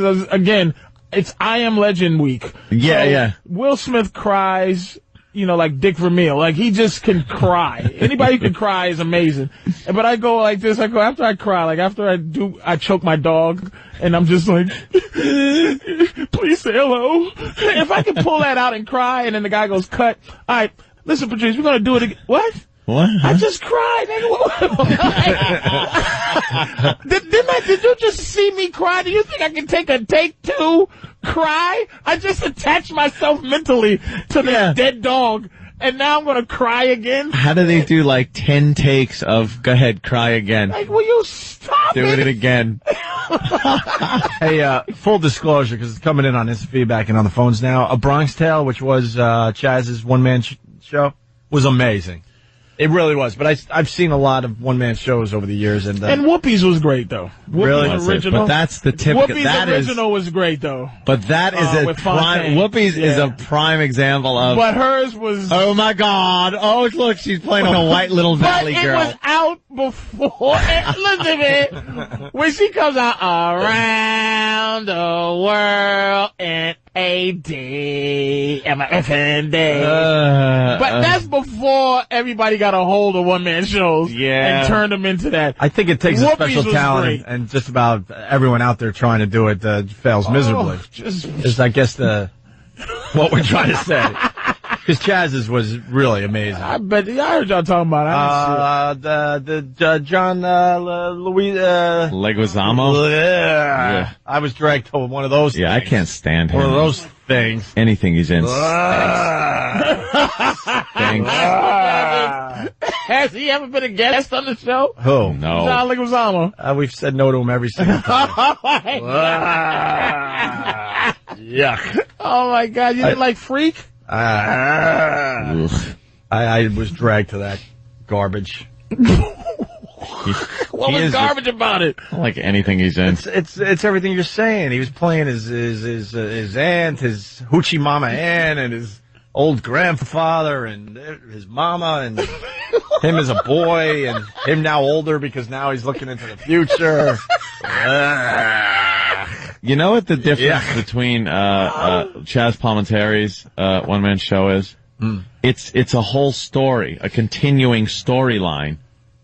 Like, it's not really him just going off on these stupid, unbelievable characters that someone is doing. I generally don't support live, honestly, live performances. He's just that damn good as an actor. Yeah. It is what it comes down to.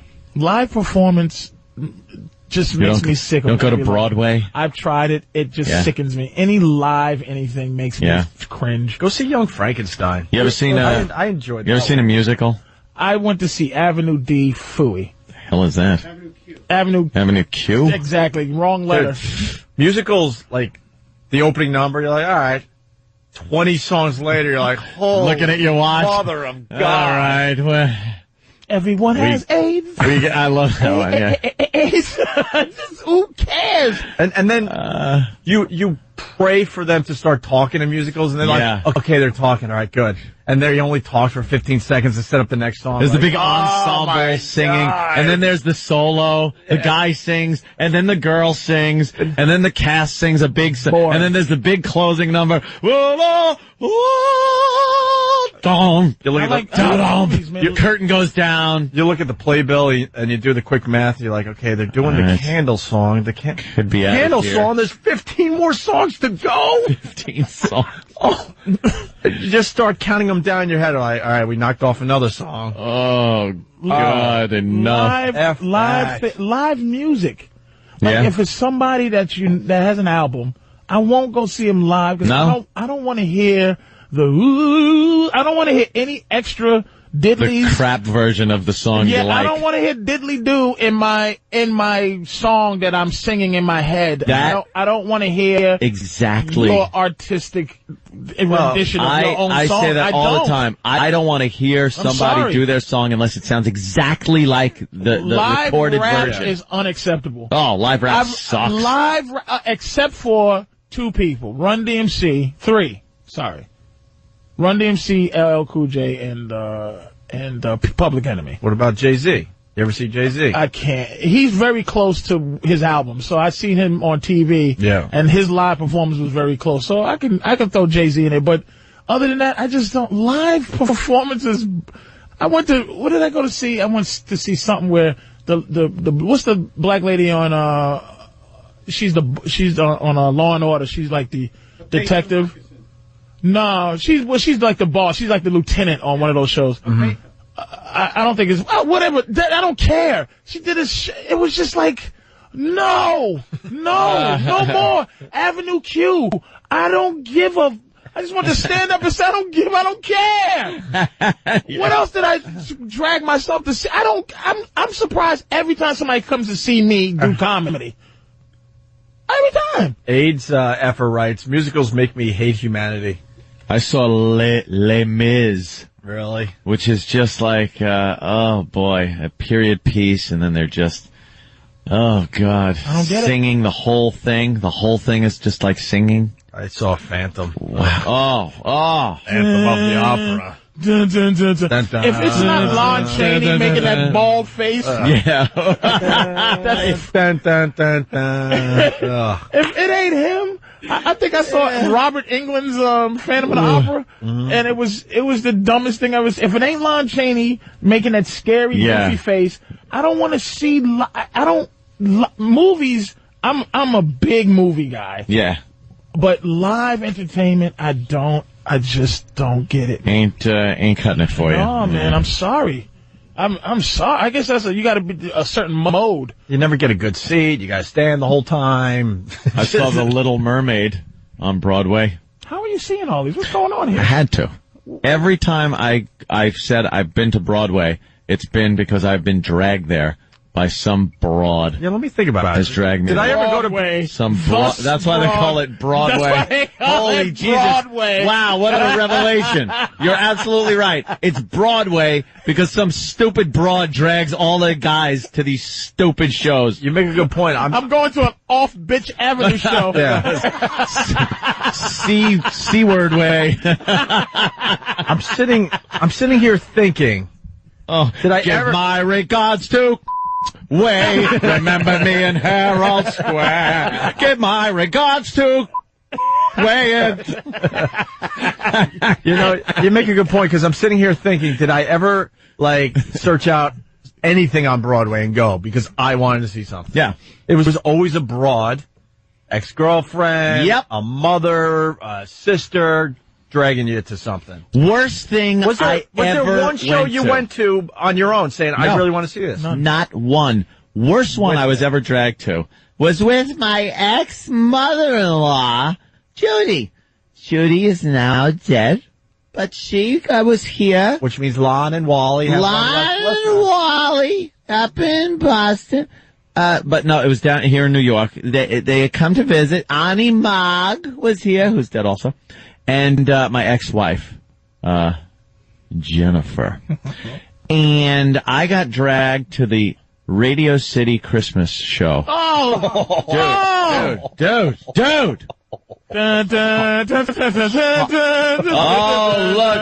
Oh, look, they're dressed like wooden soldiers and they fall in a line. Oh, look at that. Now they're doing the kick line. Here it is! The big kick line! You had to sit through a can. Dude, it was and then the live nativity with all the animals they bring out. Look, a camel's on stage. Exactly what There's a camel on the stage. If you go to that show, you should be forced to have something in your can. And then they're singing all the Christmas songs and the friggin'. I sat there. It was torture. It was torture to sit there. Oh God. The place is gigantic. I'm in the middle somewhere. I didn't even care that I couldn't see, but I couldn't see, you know. It was just another thing I was dragged to. I've been dragged to everything. I won't do it no more. My girl, we had a relationship crisis because I won't go see Wicked with her. I saw Wicked. And she keeps explaining to me. You saw Wicked? I've seen every effing show on Broadway. It's the Wizard of Oz, but it's from the evil witch's point of view. Shut up! Let me ruin the ending. She's friends with the good witch, and they planned the whole thing so the wicked witch could run off with I'll see the movie. Guy. Interesting, rated R, and it better not be PG-13, Wicked. It better be rated R. It's really, the bad witch ends up being really the good witch. It was all a trick. Yeah, it was a trick. The monkeys were No one died. No one died. There was no wicked witch. The wicked witch was good. The wicked witch was good. But what the I won't but it's go. called Wicked. No. See? Tricked you. Just like I was tricked into going. It's a play. Wicked. Yeah. Wicked. That's every girl in the audience. And you went to see Wicked. I saw Wicked. Oh. And the Philly crew and the Long Island crew got together to go to Wicked. It wasn't even in the thought process to ask us guys. It was you're just going. It was for the girls. You're going. I've been to so many, and like you said, every one of them I've been dragged to. Is that going to happen again with me? No. Has it been one, tell the truth, has it been one you who are close to liking, but your man just wouldn't let you fully like it? I liked Young Frankenstein. I really did. I saw it because they were advertisers, and I definitely liked it. I saw The Wedding Singer with Stephen Lynch, and I liked that too because it's just because Stephen was in it. Yeah. I never would have seen that if Stephen Lynch wasn't in it. Absolutely not. You're right. I wouldn't have cared. You're right. I have to be biased. Did you enjoy it? I'm biased because I like Stephen, and Stephen did a good job in it. But the play itself is. Let's take Stephen out of the equation. Sucked. Okay. Oh yeah. I would never see that garbage. I saw Rocky Horror. Rocky Horror with what's his name from Skid Row? Tim Curry was in it. No, that's the Sebastian Bach. Oh, he was in the other one. Yeah, he was in that too. Jekyll and Hyde. I was dragged to that one back in the day. Sebastian Bach's got a great voice, so like to hear him sing was cool. But like I want to sit for that. I went to Cats like 3 times with 3 different bitches. Girl way. Enough. Broad way. I thought Cats closed. Let me tell you this white trash friggin' Long Island piece of crap weekend I had years ago. It was me and the ex-wife, and we were going to the big city.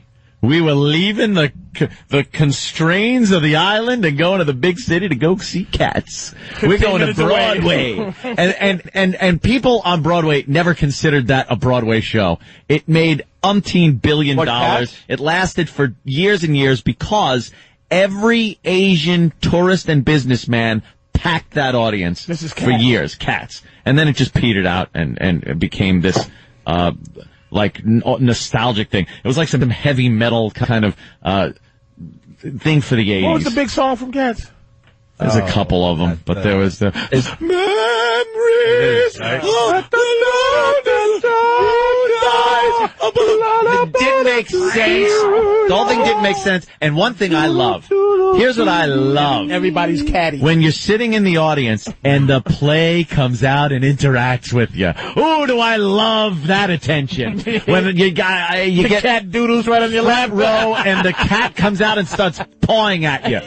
I want to kick him. Sprays on your seat. Oh, jeez, is that high? Dude, I was at a show and they wanted me to do the audience participation. Okay, good.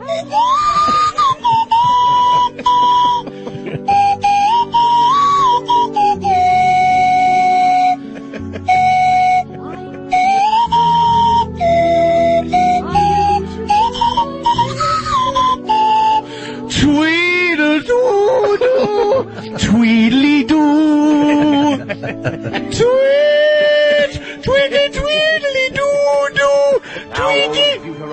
Oh, now the guy's talking. Oh, God. Da-da-da-da-da-da-da. So, my white trash weekend consisted of, like, I'm taking the wife out. We're going to see Cats on Broadway. She borrows a fur coat to make herself, to make it look like we're, rolling in the dough. Yeah, well, what did Alice tell Ralph when they were looking for a maid? Yeah, we're big shots. You know what? You're a scene in your past life was a scene from Silence of the Lambs. You know, Anthony, with your cheap shoes and your good bag. You're just Your one cheap generation removed from That's why no one should be mad at what with Anthony's... your borrowed fur coat and your cheap shoes. That's why no one should be mad at what Anthony's doing with his life right now, because he's lived a horrific life in the past. I put on some horrid, ill-fitting suit that I had since like my communion, I think. With, I believe, a Bugs Bunny tie. Dude, it was awful. I rented a limo, and we were going into the city. Hey, dinner first at the Russian Tea Room was part of the package. Well, you gotta. And it's a package deal, so you don't go in and order something. They just give you, it's like, oh, here come the schlep trash from Long Island. We give them, this food. Deviled eggs. Yeah. Just horrid chicken stuff. Bone marrow and rice. Yeah. That's what it was.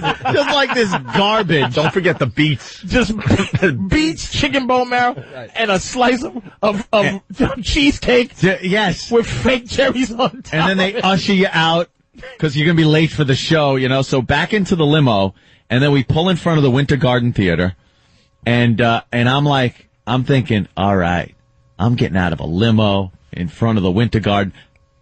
People going to think I'm somebody. No, they're not. You're just another Long Island douche. Oh. So I just get out and we go in and see this god-awful play and think we're high rollers. Yeah. I thought like that night was like, wait a minute, but you were doing. into this though. You were into this night. Yeah, for me, that was my high roll. I told my family, it's like, hey, that's what we're doing. He didn't know any better. Taking a limo into the city to go see Cats. Borrowing the fur coat, though. She borrowed a fur coat, and I was just like in this bad. The suit was awful, didn't fit me. It was horrid. Someone is asking about Circus Soleil. Well, now that's not really considered Broadway. No, that's different. I've seen a couple of those in Vegas. Those things are effing amazing. Yeah, they're doing something. They're amazing. Yeah, they bend up and yeah, that's different. That's not some silly. Some Chinese girl is spinning plates on her face. That's entertainment. All right, where would you place a Blue Man Group in that? I saw Blue Man Group. So did I. Yuck. What's the hype? With the pipes. It was pipes. So they're playing PVC. How much longer? All right, we get it. You got a blue face and you're tapping on some PVC. Oh, look, they're rolling out toilet paper. Here it goes. And it falls from the ceiling. Oh, the big finale. You go, how are they going to pull, like after the first 5 minutes, you go, how are they going to pull, you're curious to know how they're going to pull it off. Yeah. Pull off this thing for another hour and 10 minutes. You know how they do it? The first song is about hypnotizing you, and then you're hypnotizing the audience. This is supposed to just hypnotize you. He's playing a PVC pipe. He's playing plumbing that slides in and out of each other. Right. So it makes different tone when he hits on it. And I'm sitting there going, okay. For the first 2 seconds, you're kind of like, wow, that's cool. He's playing PVC. And then again, you're just sitting going, how long is this going to go on? How long? How about the trash can lids, people? Yeah, yeah. Stomp? Or, no, the other one. Was it Stomp? Yeah. Yeah, look, they're playing trash cans and spackle buckets. I could see this in Times Square. I can see this while I'm waiting. Nothing. I can see this while I'm waiting for the sea train. Yeah. Why do I have to pay $100? No interest in it. I'm sorry. I just... Nothing, right? There's people no that interest. probably see this, though, and they're probably angry. Yeah. Because it's like, I guess if somebody like, somebody who didn't see The Godfather and goes, I don't get it. You just go, what's wrong with you? Crazy? How many times have you just said, can we eat now? Yeah, can we go? It's over now. Can we go eat? I love it. Intermission.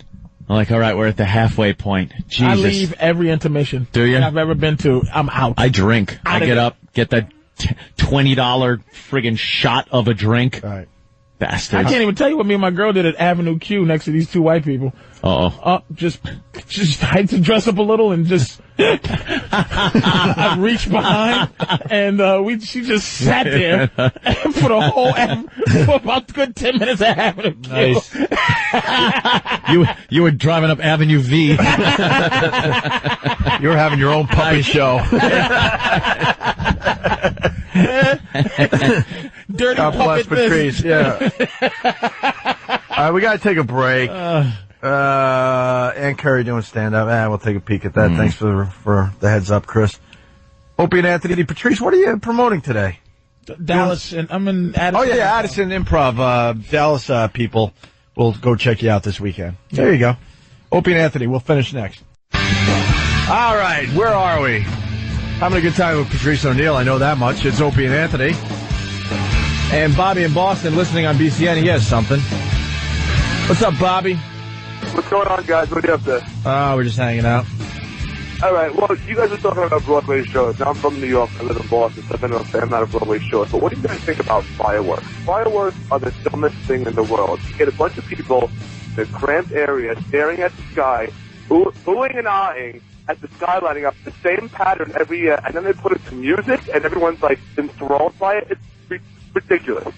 Yeah, I hate fireworks. Yeah, it's kind of fun if you watch a fireworks display with little ones, because then you get into it because they're like excited. But if you're just sitting there by yourself, you would never look at a fireworks display whatsoever. The only fireworks displays that are cool is when, one of your buddies buys a bunch of illegals. Oh, yeah. And then they go in the street in front of the house. Yeah. And you're lighting them. When you light them. Because that's an element of danger is there. There's loud stuff. Oh, you're so right, because when you light them, then it's like, look what I did. Look, that's me. I did that. Nothing worse than the Petrozzulli brothers. Cares? And their dumb boat with their giant gallon of their barges, their BJ wholesale gallon drums of fireworks, mortars out there as big as your head, and the 1712 overture, whatever it is. Yeah. for the big finale. Yeah. Yippee! 1812, 1712, whatever. It's all the same. All bad years for me. I'd rather listen to the 112 overture before it was problems. How good are fireworks if during the display you say 3 or 4 different times, "Oh, I think this is the finale." Oh, is this the finale? Dun, dun, dun. That's when you know it's getting ready to get over. But you miscue it every time, like, "Oh no, this is the finale." It's obvious. Yeah. Oh wow. Oh no, here it is. This is the finale. This is the big finale. No? Oh, you start scratching your head. Well, obviously this has to be. Yes, Disney's fireworks at Epcot Center. That's pretty good. Are they at? Oh God, they got big flaming torches. And what makes them so good? Well, they're one shaped like Mickey Mouse. You're at the happiest place on earth. Goofy. Mm-hmm. So you're in a good mood anyway. They got a firework that looks like Hannah Montana. Yeah. Where are we? And it smells like cinnamon and vanilla. Where are we at with circuses? I hate I'm with you. the circus. You know what? I went to the circus once when I was a little lad. My dad took me, and my brother and sister, and we were sitting so far back in Madison Square Garden, I couldn't see anything. But they got the 3 rings for everybody. Dude, so no. Something for everybody. There would have had to have been a ring on the ceiling. Like our backs were to the wall. Up in the garden. That's how far up we were. Sounds like Dad drank the circus ticket money, huh? Drank the circus ticket money, absolutely. Or you got a freebie from somebody, whatever, in exchange for stolen goods. Sure. So he buys me this thing, like the people that walk around the stands selling garbage and junk, and I wanted one of these lights. It was like a little flashlight with a red light on it. Is this gonna on a chain. Is this going to end with you crying again? Well, okay. Why does every dad story have to end with you crying? I didn't want to blow up your spot, but it's just something I've noticed. So, all right, so I was bitching and complaining that I want this the light. Get me the light. So he was like, all right. He buys this thing. It's on a little keychain thing, and it's a red light. And when you spin it, it looks like a continuous red circle. You know how that works. You didn't get the good one, the The one that rolled up the stick and rolled down and then rolled back. Oh, that little roly-poly thingy thing. No, I just talking about it. It's almost like on a keychain and you just kind of spin it around real fast. It whistles a little bit? It didn't even whistle. This is back before whistling was incorporated. This thing probably had vacuum tubes in it. You went before there was even animal cruelty. Yeah. Where you could see him beat the monkeys with his... before there was any rules, just choking the lions, burning the elephants with sticks, with hot amber. Just cruelty. And so I'm spinning this light, and there's those metal bars in front of you, sitting in the section we were in, and wham! It hit the metal bar and shattered into a bunch of little pieces within 5 minutes. I just start crying. My father gives me the shut up, stop crying, or I'll give you something to cry about, he used to tell me. And then he'd raise his hand and I'd wince and stop crying, but I'd be... Another thing I got was this little electric battery powered fan. Mm-hmm. You know those things the blades would fold down, but then when you turned it on, it would go and you blow a little cool air on your face. Yeah, sure. As a kid, it's cool, anything with a propeller that moves. So my father had a big 55-gallon drum with dirty oil water in it from where he tested his outboard motor. And I put the little blade in there just a little bit to see. It's I'm going to make propeller motor thing. But it slips out of my hand, goes into the bottom of this murky oil water. Of course, I just burst out crying. I was the biggest I was just a crybaby. I constantly was crying, and my father was constantly telling me to stop crying. The crying is not, it's that you remember, I only have maybe 2 traumatic things that my mother might have did to me that I look back and go, well, these weren't even traumatic. This is just me. It's just life experiences. You remember these things. I remember stuff from when I was 3. Because he's still crying. He's just crying on the inside. Yeah. Hey, Stephen S. from Bayshore. It's amazing Anthony didn't die from dehydration as a kid. Yes. Keep drinking water, Anthony. Yeah. I kept crying it out. I was a salty little lad. My cheeks were always salty with these tears. Little crying incidents. I'd cry, and I was scared crapless at everything. My mother left me, my brother and sister in a car once, when she ran in. This was back in the day where you roll the window down a little bit, leave your kids in the car, who cares? Yeah. And I was petrified. And I'm just looking around, and this guy walks up to the window and goes, "Hey, how you doing?" And I screamed and cowered on the other side of the car. He was worse than the children in Jurassic Park. Yeah, oh, God, that is it. It might have as well been a T-Rex. With no dinosaurs. Looking in on me. Boy. I was screaming, and it turned out the guy was one of my mother's friends just coming out to say hi to us. Mm-hmm. And he's like, "Holy jeez, your kid's a psychopath." When did you make the man change? When did I don't think I ever did. I'm really? Still no. At some point, I just gave it up. What was I the gave up where you on said, caring. You balled up your fist and you was just like, "No more crying there." I gave up on caring. Probably when he discovered girls. Then it's why am I crying over this crap? Yeah, there's much more important things. Putting this in that. That was pretty much that will stop all tears. Yeah, that good point. That is pretty much when I discovered I liked girls. Yeah, then you're like, give some crap about my little dumb propeller thing in the bottom of the 50. Yeah, I was always like, I had little model dinosaurs and microscopes and telescopes. I was like a geeky little crybaby kid. And then there was this hot girl, Leanne Marinelli, lived across the street, and she was always coming over. And I think I could have kind of, at least, done kid sex with her, where you just kind of kiss. Sure. Things like that. Sex for kids. Well, show the hiney. That was, yeah. That was all show the hiney. That was all something in. Like that. Kid, yeah. You give a little kiss or something like that. Yeah. I was just too much of a douche to even know that she really liked me. And then when I moved out to California, when I was 12 or something, and I go out to California, she writes me a letter with tears on it. It was like the ink was smudged with tears.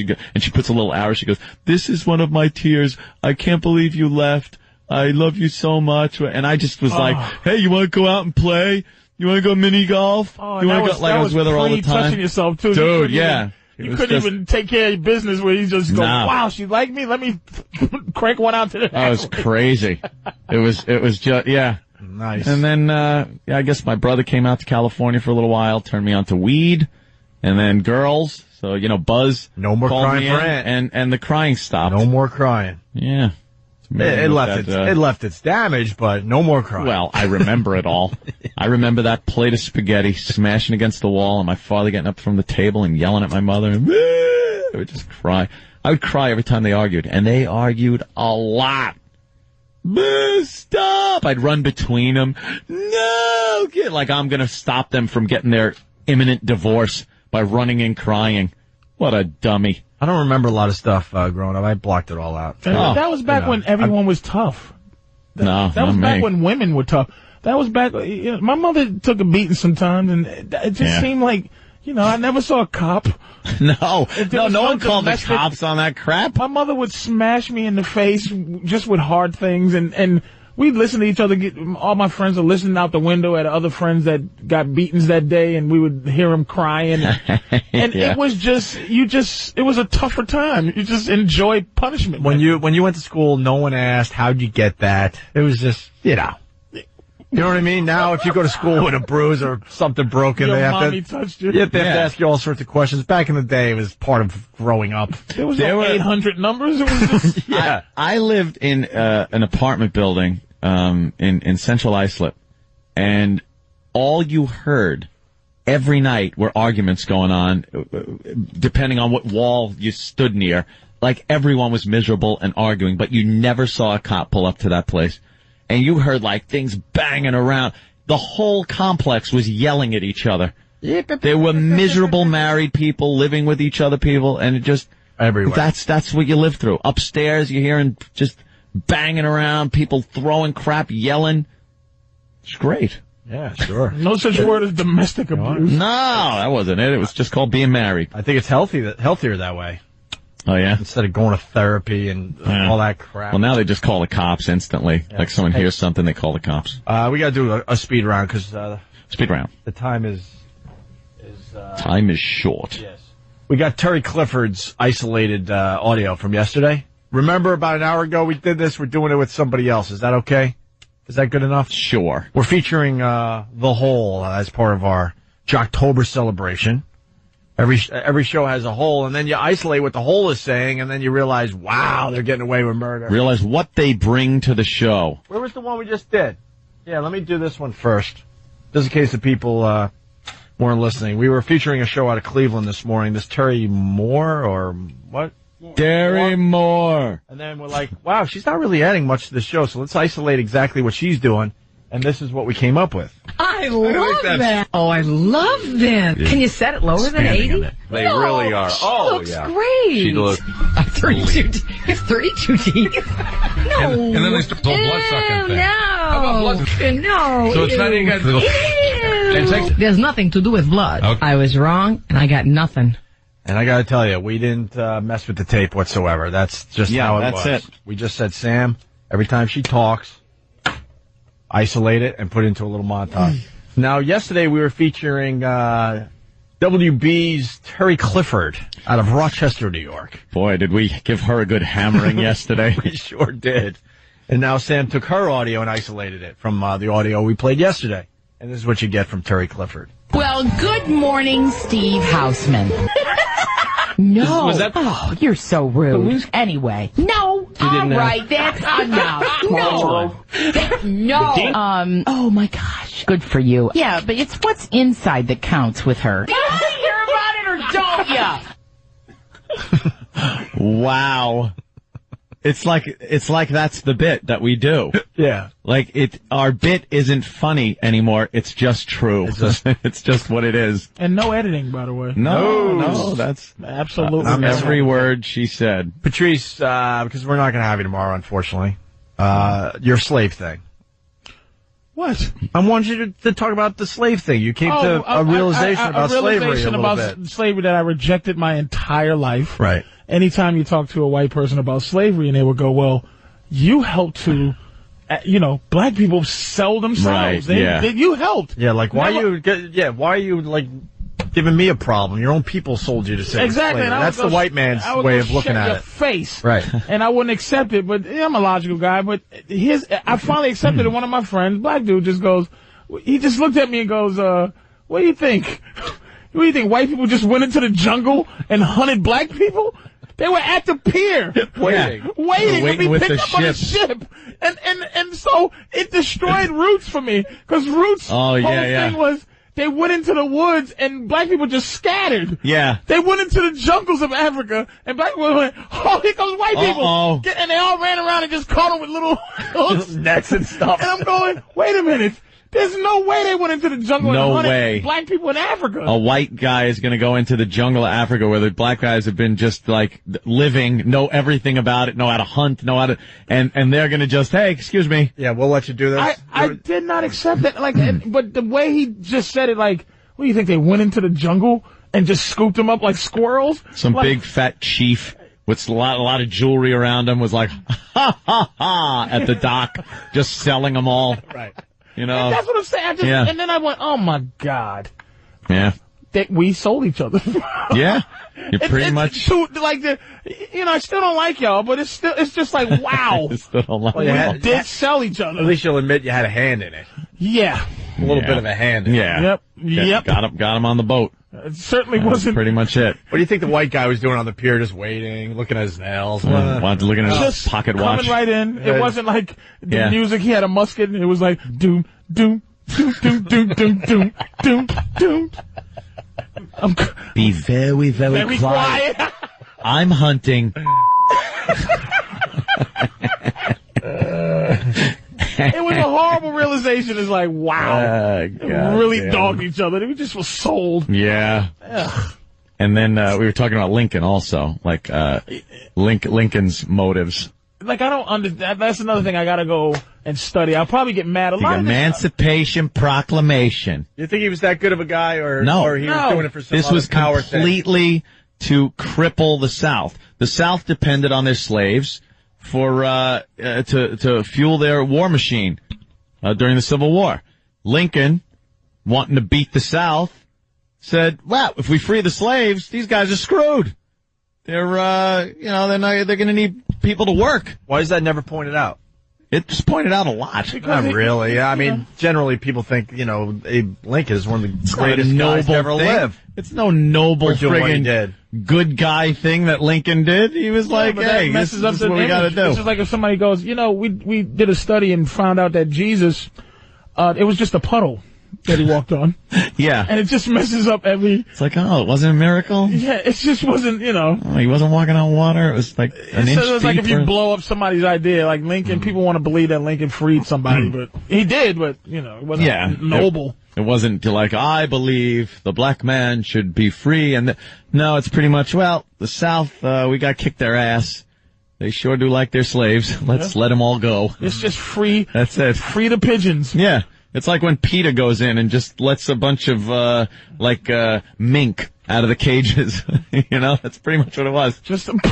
That's like just a bunch of white people with black blood on them. He just threw right in front, and we just ran and go free. You're free now. What? Imagine that. What am I supposed to do? Free. Hey, listen. So where's the apartments? Where do we go? Where the landlords? Don't care. Don't care. But you're free. Oh God, how do we not just? Good luck to you. Go west. How do we not blow up things? Go west, young man. How do I look at you right now? Yeah. I'm looking at you two right now. You think it's easy for us? But it's based on something else. They went to some of the major northern cities and with a long Wyatt Earp gun and just Wyatt Earp. That's our music. Yeah, we got to get out of here and go to our filthy dirty mouth segment of the show. Good, I can swear now. I feel like swearing. Improv Addison for everybody in the Dallas area. That's where you're going to see Patrice O'Neill this weekend. Man, I mean, Patrice just blowing up with the comedy. Always good, but now you seem to have made it to another level. The next plateau. I can't wait. People rave about what you've been doing on that stage lately. I'm going to do a special where I'm going to travel to 3 different countries. Really? Yeah. Why? I'm just no, I'm really not. No. That's what Chris Rock did. Kind of a good concept, though. Chris Rock did that. South America, South Africa, England, and America. You should do the same set in 3 very different places and see how it's perceived. I wasn't. Well, I'll talk about this when we go over there, but I was very impressed with the new Chris Rock thing. Well, we'll talk about it. Yes, we will. You weren't impressed? Weren't impressed. All right. Weren't impressed. Really? Yeah. That's shocking. Yeah, well, it's a good tease, man. All right. See ya. The show continues. Patrice O'Neill in studio. Hello. Hi, Opie. What's that a little problem? feedbacky? Getting a little feedbacky? Oh, is that, you might have to put your headphones on or turn down your volume. No. Maybe. That shouldn't be a problem. How's that? I don't know. We'll soon find out. Hi, Greg. Hi, Patrice. Patrick. Hi, Anthony. Hi. Hi, Patrick. So why didn't you like the Chris Rock special? Well, I just thought, like, he's kind of... All right, that first special he had, what was the name of that first one? Bring the Pain. Bring the Pain. Bring the Pain, right. That was the one that, like, really launched him. Hysterical. You know, he's talking about the community, some of the problems in the community. I thought it was pretty good. Very good. That put him on the map. That put him on the map. Remember when that came out, people were like, wow, that black guy from SNL is actually funny. Yeah, it was, right? It's like a mirror. Chris Rock's been famous to black people for a long time. I understand that. Yeah, it was very much like the Eddie Murphy Delirious stuff, where, you know, it came out and it was just giant. Yeah. Everyone had to see it. You could watch it a few times and it was funny, you know? This latest one where he does the show from, 3 countries or some crap? What's he doing? 3 countries. It's like he's kind of a parody of himself now. He's kind of turned into, like, his delivery doesn't seem as sincere as it used to. Like that, when you watched years ago, you're like, wow, yeah, okay, he's doing his Chris Rock delivery. You know, he'll repeat a line over and over again, and it's funny because it really hits the point home. It didn't seem funny anymore. Like, it seemed contrived and kind of that sucks, phony, and his material just wasn't as strong. Wasn't he talking about the presidency and the election? Yeah, and all that? he had that. He had a few good things, but it was like, for the most part, you know, I just wasn't. I didn't find it very funny. We were talking on the way over. And I was really psyched to see it. You know, he was really promoting the hell out of it as far as his new big, you know, special. And we were discussing on the way over, like, why is it that most comedians have one big hit, one big set, like Eddie Murphy, Delirious, Richard Pryor, I mean, he had more than one, but in general, these guys have one huge, holy shit, you gotta listen to this CD. Yeah. Go old school, back in the day. And then that same comedian never gets that point ever again. I mean, it has a good career. Great career. Has very good sets, but not that one. They have that one big monster hit and then never come close again. Well, the difficulty with comedy is the same with the difficulty in music, I think, or a song, not comedy. A song, you go, oh, you keep hearing the same song, which is the same rhythm or whatever, you know, whatever famous song has a great rhythm to it. Yeah. I think comedians have to change their rhythm.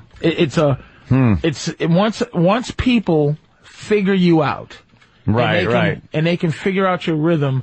You ever go to see a comic and you laugh, but you at the end of the day you go, what did I just laugh at? Because you're not laughing at what they're saying. They get into a fantastic rhythm, and you just start to know when you're supposed to laugh, and it's just an enjoyable thing. And that's why, I mean, you know, sometimes I learned this early, but you have to bomb sometimes to be able to change your rhythm. Like, I love, like, people who are fans of mine, they'll come back to see me because they'll know I'll just be different. Yeah. Even if I have maybe the same joke here and there, it won't be something they go, I heard this song already. I heard this rhythm already. So I'll say something and then, you know, people go, wait. Or I'll talk for a long time without the motherfuckers laughing. Like, there's no rhythm to it. And I think once you get it and you don't change what you do, that's when people attack you as, we get what you do. Yeah. You do this. You go blah, blah, blah, booga, booga, booga. Right. Everything.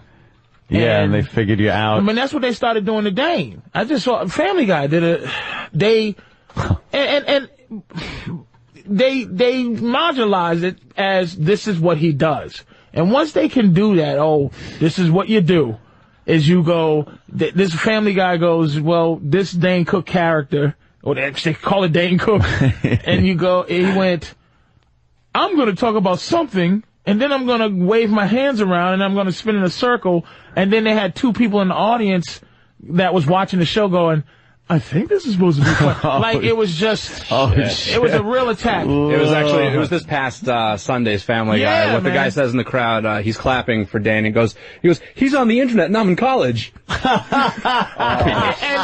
I'm watching it because I'm fucking like, I know Dane. So it's difficult to be like, if I didn't know him, I'd be like, oh, that's funny shit. Yeah. But I like, that just... Ouch. Just to marginalize your shit and make somebody else see your holes. Mm-hmm.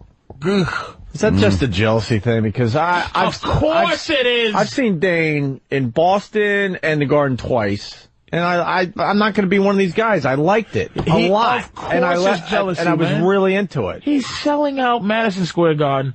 It's so easy to go, Dane, how did he get to where he is? But I'm telling you, we remember seeing him back at the old Comedy Connection when we were up in Boston. He was funny then, he's funny today. But is it a jealousy thing to just knock him down at this point? The tough thing, why he doesn't bother me, and I'll mention him all the time, because people just want to goat you into going, fuck him. Mm-hmm. But, dude, he's righteous in terms of what he does. And it doesn't bother me because I think we'll go down a different road. But I think a lot of young white boys are bothered by his success. Yeah, you found it. This is from wow. Yow. What the fuck? Ooh, that made me hot. that made my face hot. There's a Mad TV a while ago. I think it was about a year and a half ago. They did a pretty good one. The guy did a pretty good imitation really of fucking funny. Dane, man. We could pop that one on, too.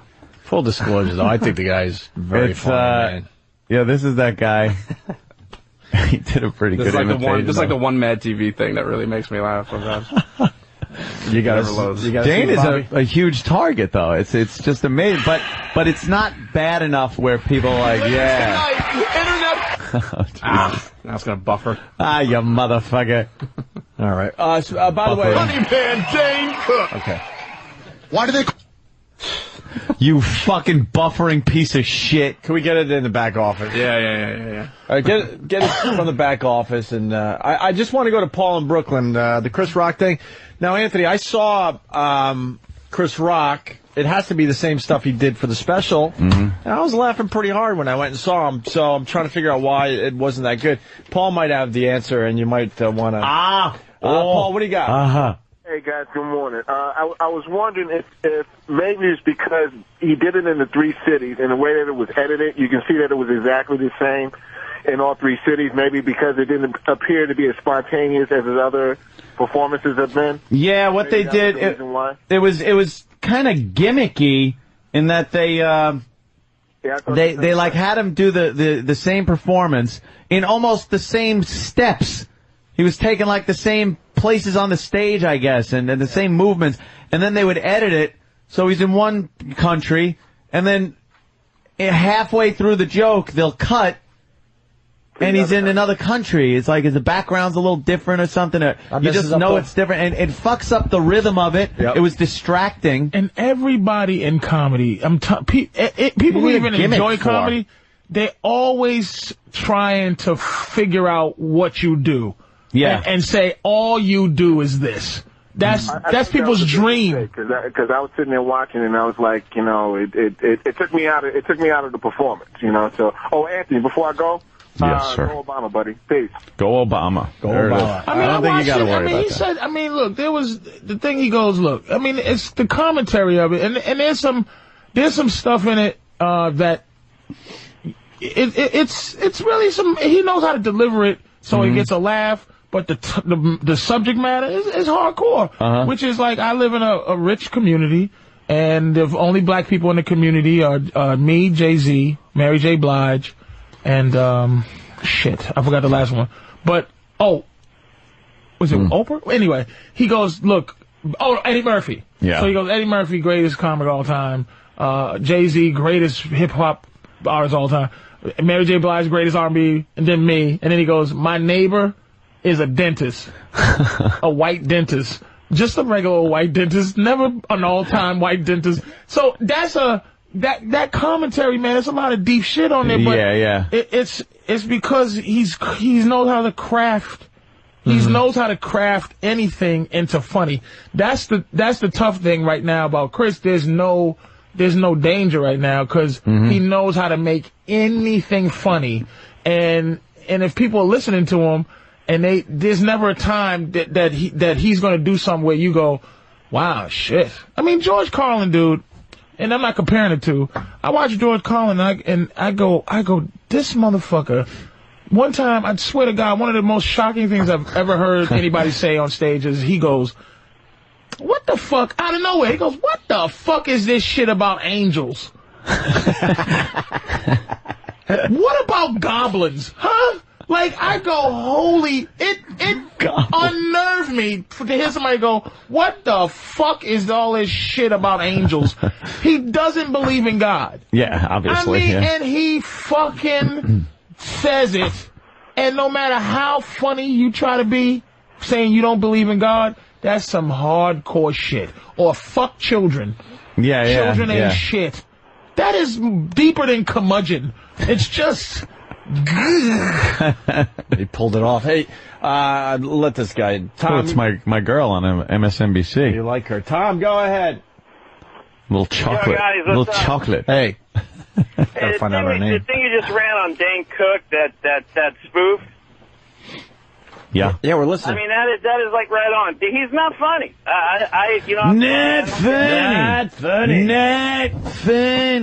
Not funny. You know, it's like he does that strutter on the stage, his arms are moving, and it's like he's practicing to go up the stairs 3 or 4 at a time.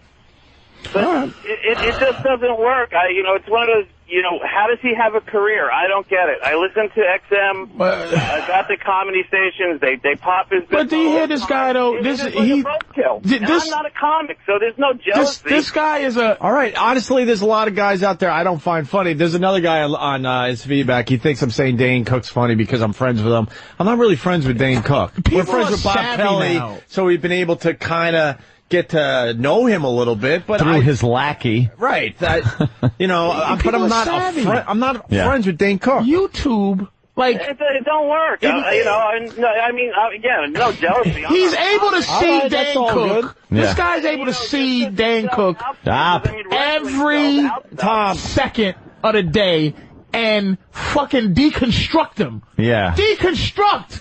If you did one thing, which is what Carlin used to do and Pryor used to do before YouTube, or Bill Cosby himself, right? Yeah. All you can do is watch Bill Cosby himself all day long and deconstruct that shit. But you're deconstructing greatness. But on YouTube and this, you can see fucking Dane doing something at fucking Marblehead's Jokes Factory somewhere back in the day. Yeah. You can watch him before he had really... I got some on YouTube of me and fucking... I did my shit in... Where was it then? Shitty... Some horrible place. In Holland. Holland, okay. I mean, do you know if somebody watches me now, you do... Like, you can just deconstruct my shit if you're a...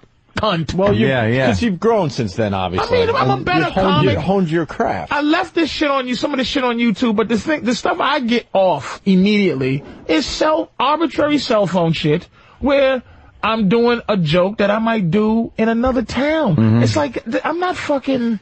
I have to build an hour. Right. That's another thing. When you're fucking famous, you can't not be funny. All right. Yeah. Hey, Tom, thank you. You know what? You don't think he's funny. Others think, I'm not gonna try to convince you that the guy's a funny guy. That's fine. I mean, I think, I gotta hang up on you. You gotta know when to stop talking so we could have a conversation.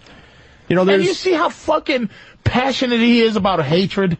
Yeah. Like how he hates. He's just not funny at all. That's your opinion. It's so subjective. And it's fine. Like, I think George Carlin is brilliant. I guarantee you, give it 2 minutes, somebody will call and go, Carlin, he sucks. But here's how the way that it's hard to say Carlin sucks because they would have to go, all he does is... Oh, here we go. Here we got one. He's bullshitting. Gotta be. Space Trucker. Yeah. Go ahead, Space Trucker. Well, I love George Carlin. I'm not criticizing him. I like Chris Rock. But didn't Carlin on your show talk about how when he practices, it's a set piece that sometimes in a show he's looking at an empty seat when he delivers a line? What? I was like stunned for a second there. It's like It's like he stunned me. I lost you somewhere, Space Trucker.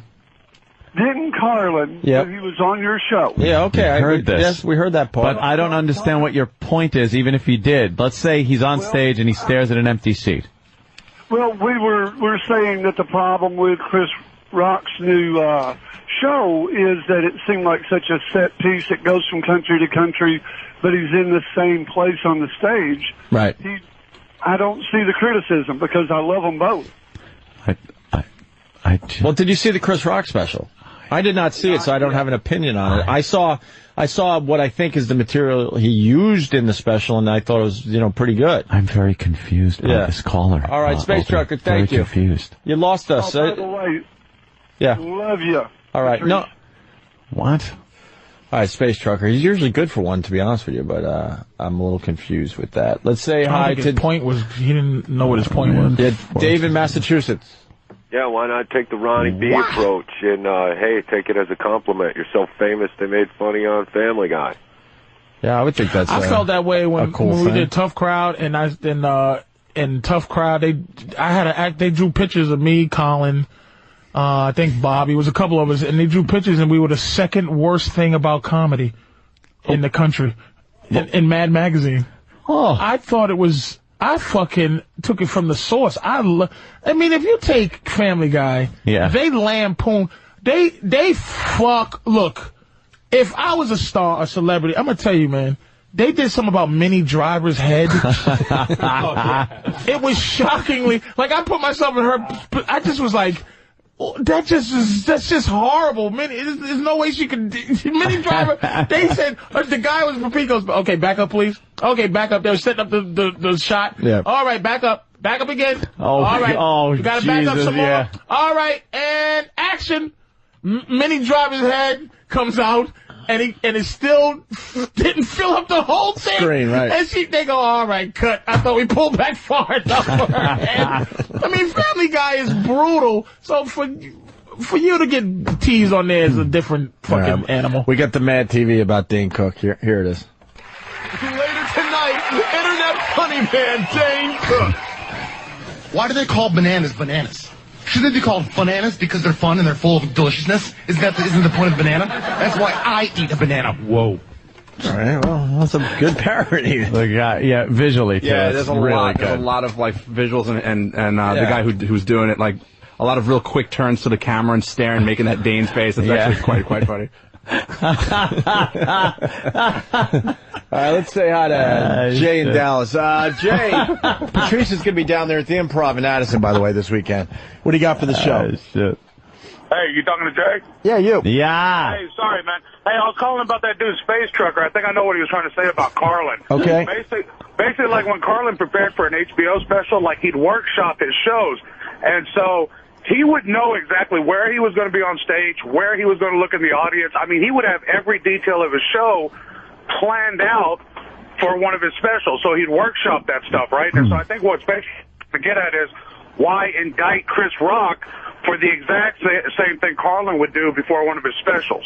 I wasn't saying that was bad. It's like, but when you cut where he's in another country, it was distracting. I just found that distracting. I hear he was wearing different clothes, too. Yeah. He was? Yeah. So, oh, wow. I don't know, guys. I was just trying to put it up. It's gimmicky. But that isn't even really why I didn't like the special. I just didn't like I didn't find it really funny. I wasn't sitting there really laughing my ass off. Right. That's all. I don't know. Maybe it's just had a bad friggin', this is one of his bad sets. Right. I don't fucking know. What do I know? All right. It's my opinion. All right, we can move on to some other things. We're going to take a quick break. When we get back, we got to talk about this doll. What? This Islam doll. Where is it? Yeah, the woman who thinks the Fisher-Price baby doll says Islam is the light.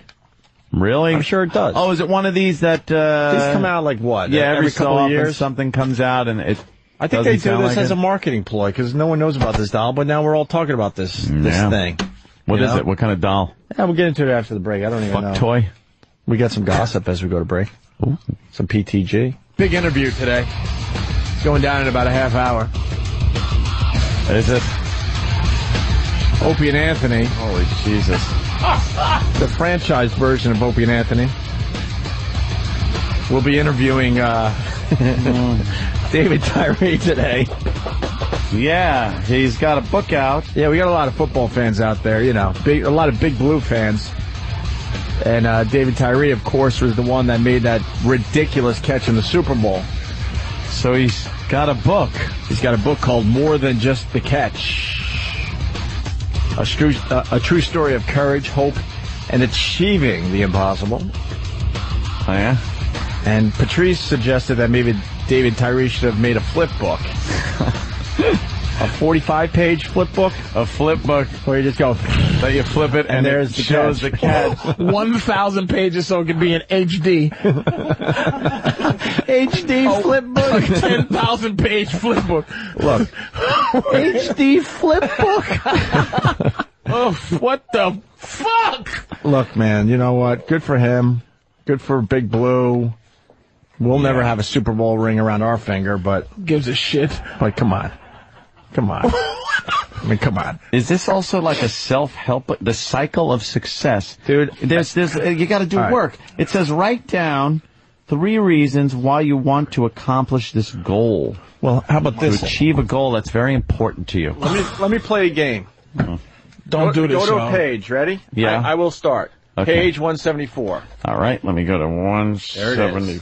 God. Okay. I'm there. All right. Page 173. God. Swear to God. Look. Right there. What's... Oh, it's on there the whole... Right. Oh, I see. Oh. Page 81. Jesus Christ. 81. Up! It's on 175. God. All right, let's try it again. Jesus Christ. Page 110. Since I became a Christian on March 14th, 2004, my perspective on life has changed dramatically. 110 Christ. So he's born again, too. So that okay, so I have nothing to do with this one, man. He made a catch. I am bowing out of this motherfucker, man. I swear to God. He made a catch. and he's a born again Christian. Right. Small beginnings are gifts from God, and all greatness must start there. Overnight success Small nowings.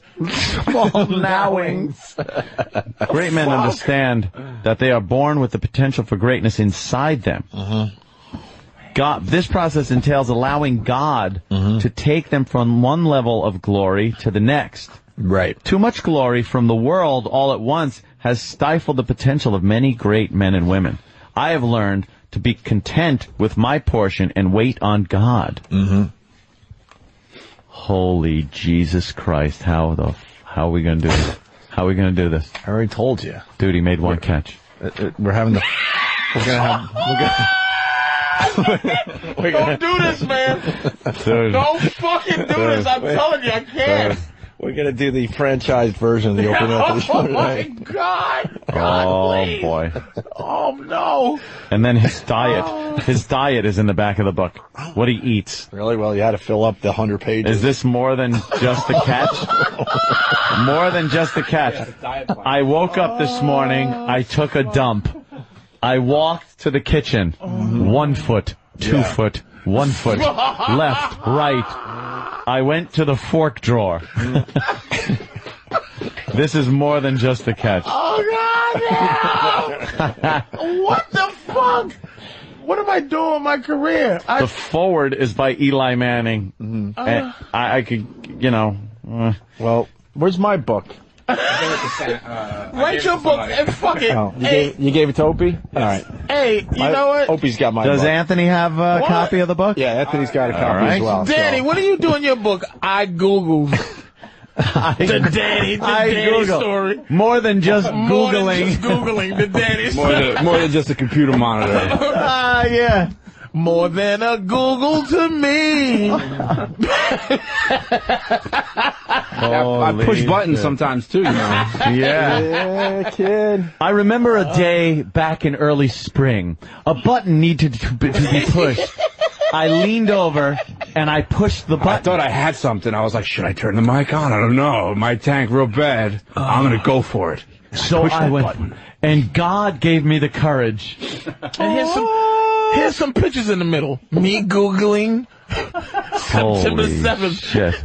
Oh my God, is this gonna suck monkey ass? Let me see your book. Suck. Hey fellas, let me see your book. If you guys, if it's not the franchise version, it's going to be the franchise version. Because if it's the real version, we're trying to franchise out the show. So I'm like leaving the building. This room. The building. Why? Because I just can't deal with this one, man.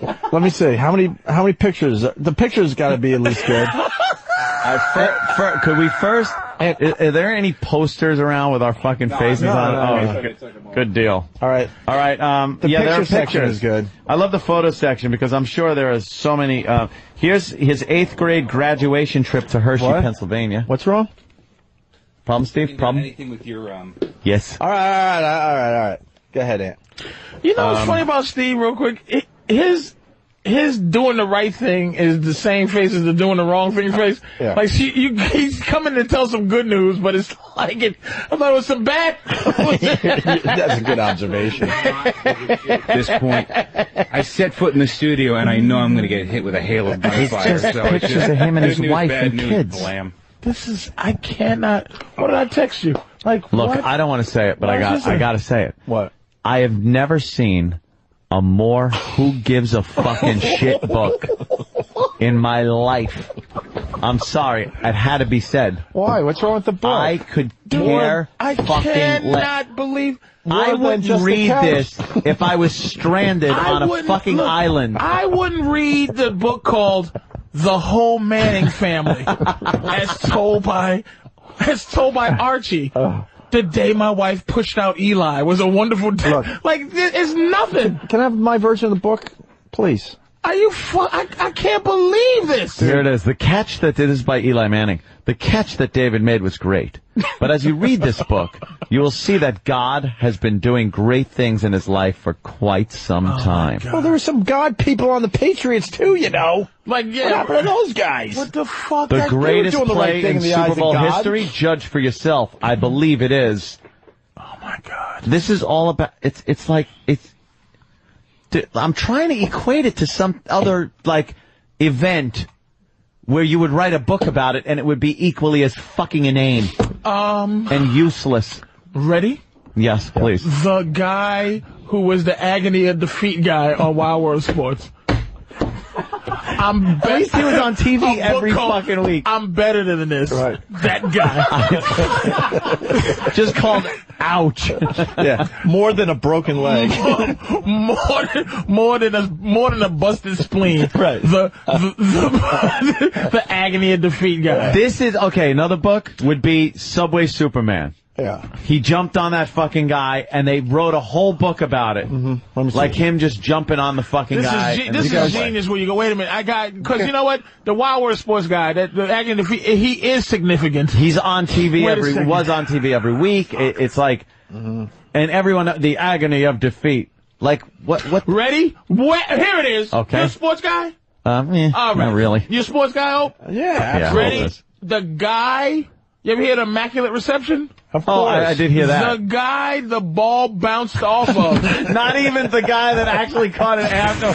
For Franco to catch it. The guy that it hit. You know that guy walks around and goes, look, here's the heel. This is my heel. This is my heel. This is the famous heel. The fucking guy that the ball bounced off of. You know what? The guy sitting next to Bartman from Chicago. You know how bad the picture... Who didn't catch it? You know how bad the picture section is in the book? He actually reenacts the catch right next to the picture of the catch. Yeah, they got the picture of the catch, and then him holding the ball against his head Fuck me, to man. show what... I can't. If his teammates aren't teasing him about this book, that means two things. He's creepy religious. Yeah, that's and he can really fight. Yeah, and he can kick some ass. There's two things we could do here. We could do the franchise version of the Opie and Anthony show. Yes. That's such a genius thing to say. Or man. we could attempt to do 20 minutes where all we talk about is the catch. No, I can't. I can't do this. And he tries to change the subject, and we try to come up with more. But his book is more than than the catch. Just. But look how small the letters are for more than just. And then the catch is big letters. Right. Like, so it really, when you first look at that. First of all, he didn't do the book. No, it was written by, who's the little name under his name? With Kimberly Daniels, which means she's the writer. We're wrong. Damn you're fucking sound on this fucking Kyle talk. Listen, we're wrong, though, because on Amazon, the book's doing very well. It's at number, want to guess? 460. We are so wrong about this. Amazon. Really? Guess where it is on Amazon? I'll say selling, my friends. Number 5,000. 5,000? Patrice? I bet you they listed. It has to be. First of all, it's only uber Giants fans. There's Giants fans who went to the rally who took a shit on, like, get the fuck out of here. They bought a bobblehead. They wouldn't buy a David Tyree bobblehead. If whatever the listing is for new books, if it's 75, it's 74. It is number 7,208. 7,200. There are 7,207 other books people would rather read. What? I bet you some of those books are books that are coming. Wait, an IMDb. Hold on. Please tell me what the one just above it is. I gotta tell you, 7,208. What it's There's beating. not even 7,000 readers in the United States. What is the book right before it and right after it? I'd love to know. Of Mice and Men. It's still selling. Yeah, this came out in 52. Fucking the guy that the ball bounced off of. You're right. How can you do this? See, this is why I'm on mixed emotions, because sometimes you go on radio shows and they don't know you, and you go, and you just don't want to be made fun of. Right. But what the fuck are you? Who could fucking do this? Except for Good Morning, Good Day, fucking San Francisco. Exactly. This should never. Is this ever a new have book? Been booked here. It comes out tomorrow. Oh, it comes out tomorrow? Oh, so that's the pre-order. Pre-order. So it's doing well pre-order. Is it? Well, how many books are there? if there's 12,000 books. I think there's a dozen, and we got 4 of them. What, man? Some of the chapters are good. Dude, no, they're not. Yes, there is. There's something for everybody in this book. I would... Dude, there's something for everybody there. Fucking constipated. If that was on the back of my toilet, I'd read the fucking I'd read something out of the garbage, a tampon and then the wrapper. bottom, it says his name. It's like, if you're just a person, you go, okay, what? And then you go, by who as told to what? Like, it's just David who as told to Kimberly what? What the fuck? What the fuck indeed? Well, you got My Childhood Days. That should be good. Why? Athletics, My Way Out. Traveling Down the Wrong Track. High School Days. I wouldn't fucking... SU Orange Man. Baby Mama. A Ticket to the NFL. Like Joe fucking Theismann. From Freedom to Bondage Like, to Freedom. I wouldn't read... You wouldn't give a fuck? A whole chapter on just that leg snapping. Look, man. I still wouldn't read it. Maybe Jim Brown. Maybe Dick Buckus. The idea of a guy who used to be feared in the NFL. Dude, OJ had a book out talking about murdering 2 people and none of us read it. Where's the Emerson Boozer book? Right. If I Killed the Bitch. Right. No one read that. Here's exactly how I killed the bitch. Simpson. And we couldn't be bothered. If I stole back my sports memorabilia. That's my new book. Oh, wait, I did. More than a slash to the jugular. Oh, Jesus. Yeah. More than a partial decapitation. Right. By OJ, as told to Judge Ito. What? More than that fucking Fucking- jugular. What's wrong with the books we got? They read pretty good. Yeah. What's some of those other books? The dictionary. The story. Moby Dick. Of Mice and Men. The Stand. Harry Potter. I just don't want to. I don't want to do this. This is No, this this is so is bad. wrong, No, man. you have to be the guest. Oh, guess what? You have to be. Man, I can't. Fucking Kato Kalin's more than just a bump in the air conditioner. Because this is the you know what? Here's what's happening now. Right now, if no Giants are listening, I mean, hopefully they practice. I don't know what they're doing, but if there's any Giant fans of the, I mean, this is the biggest bridge burn in history. It's just like But what else are we supposed to do? There's no way I can sit here and interview a guy that caught one fucking catch. It's delusional. And is born again. I have a hard time. It's delusional to do this. It's like, what the fuck? Are you serious? I don't know how this got booked. Look. I'm just going to go to page. Here he goes again. I can write a book, dude. I'm still about thinking about making that catch. Continues, page 149. God. You just has randomly. always been with me. Yes, God's on every page. I also pray for the will of God in finding a wife. Yeah. God knows what's best. This is all on one page. God knows what's best in God finding a will wife. bless. All right, this is all God on one page. I thank God for my mother. God will bless you. God has always been with me. Moving down. All right, ready? God Right now. Flip to another place right now. God knows what is best for us. God knew what? God in finding a wife. God was faithful to send me a wife who loved the Lord. Wow. All right, flip it. Ready? Let me stop you. No, you give me a page. Wait, I'm going to... Wait, flip it. I'm going to say stop. Just... You should just give me... All right, whatever. Now. All right. Mm-hmm. Find God on that page. Oh, my God. Oh, my God. God. God, look. There's God. Woo! It's the Bible as written by David Tyree. But then there's, I sat in a holding cell. There was no one in there but me and God. That's right, Anthony. Can I do, like, I've never heard this gentleman speak either. Mm-hmm. But can I do what I believe it's going to sound like? Sure. Okay. Maybe we should do this. It's just going to be like, hello? Yeah. I picture very soft-spoken and, like, pulling teeth for anything. Yeah. Like you said, he didn't write the book. Whoever did. Kimberly Daniels. But it's going to be one of those, well, yes, God, very important to me and my wife. Okay, so now, after the catch, you guys, what were they saying to you? Mm-hmm. Well, everybody was very happy. Is it on YouTube, Danny, maybe? Maybe it's something on YouTube where he's interviewed? I just picture worst interview ever. Why don't we make believe we don't know he's into the God thing and go, oh man, the broads you must have got. Oh, you must be fucking like with that a Super Bowl madman. ring, you must be getting pussy all over the place. All right, what do we got? Interview. Okay, here's. After the Super Bowl, life I'm sure has been quite a whirlwind for you. Can you tell us a little bit about some of the things you've been doing? Oh man, it's been drastic changes. Had a time to do a nice little circuit in LA between Ellen and Jimmy Kimmel, NFL Network, hanging out with ESPN, all kinds of stuff, and then lots of charity work. Got a nice charity event going on this Thursday with Children of the City. Just getting out there, Out of all the things you've done, everything that's he's here.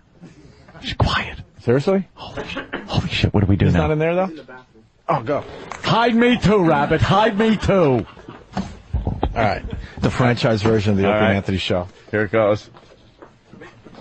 Oh, quick. Hurry. I'm in the middle of the show. I'm just sitting in a chair, dude. Hey, Ope.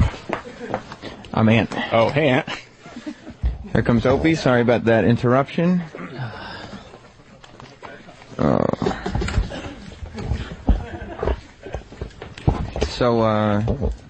Ope, who do we have coming in next? We've got David Tyree. Football guy. Yeah, he made that catch. Yeah.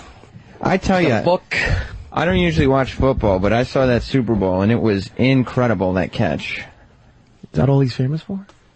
Well, I mean, it was a famous catch in the Super Bowl, Ope. Where is he? I thought they were bringing him in. Yeah, do we have David Tyree coming in at all? Steve! Get Steve. Yes. Is anyone working back there? He's in production. I'm gay. Steve, I thought you said David Tyree was here. He's using the I was busy facilities, staring guys. at him. I will fire you. I will fire you. You do not pour water on me. Sorry, I was going to pour water on you. How about talking to a mic that works, Steve? Oof. How about potting one up that works? Yeah, it's on. You don't talk to... Yes, I do. We'll both fire you. Why are we talking to Steve? Where's David Tyree? Steve, get David Tyree. I threaten to fire people so much. Because Opie's job. Well, so we're killing time here is what you're saying.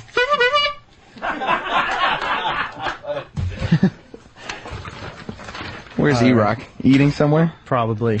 Fat piece of shit crying over in some manners or whatever. All right, we're killing time. Oh, here he is. David Tyree. David Tyree.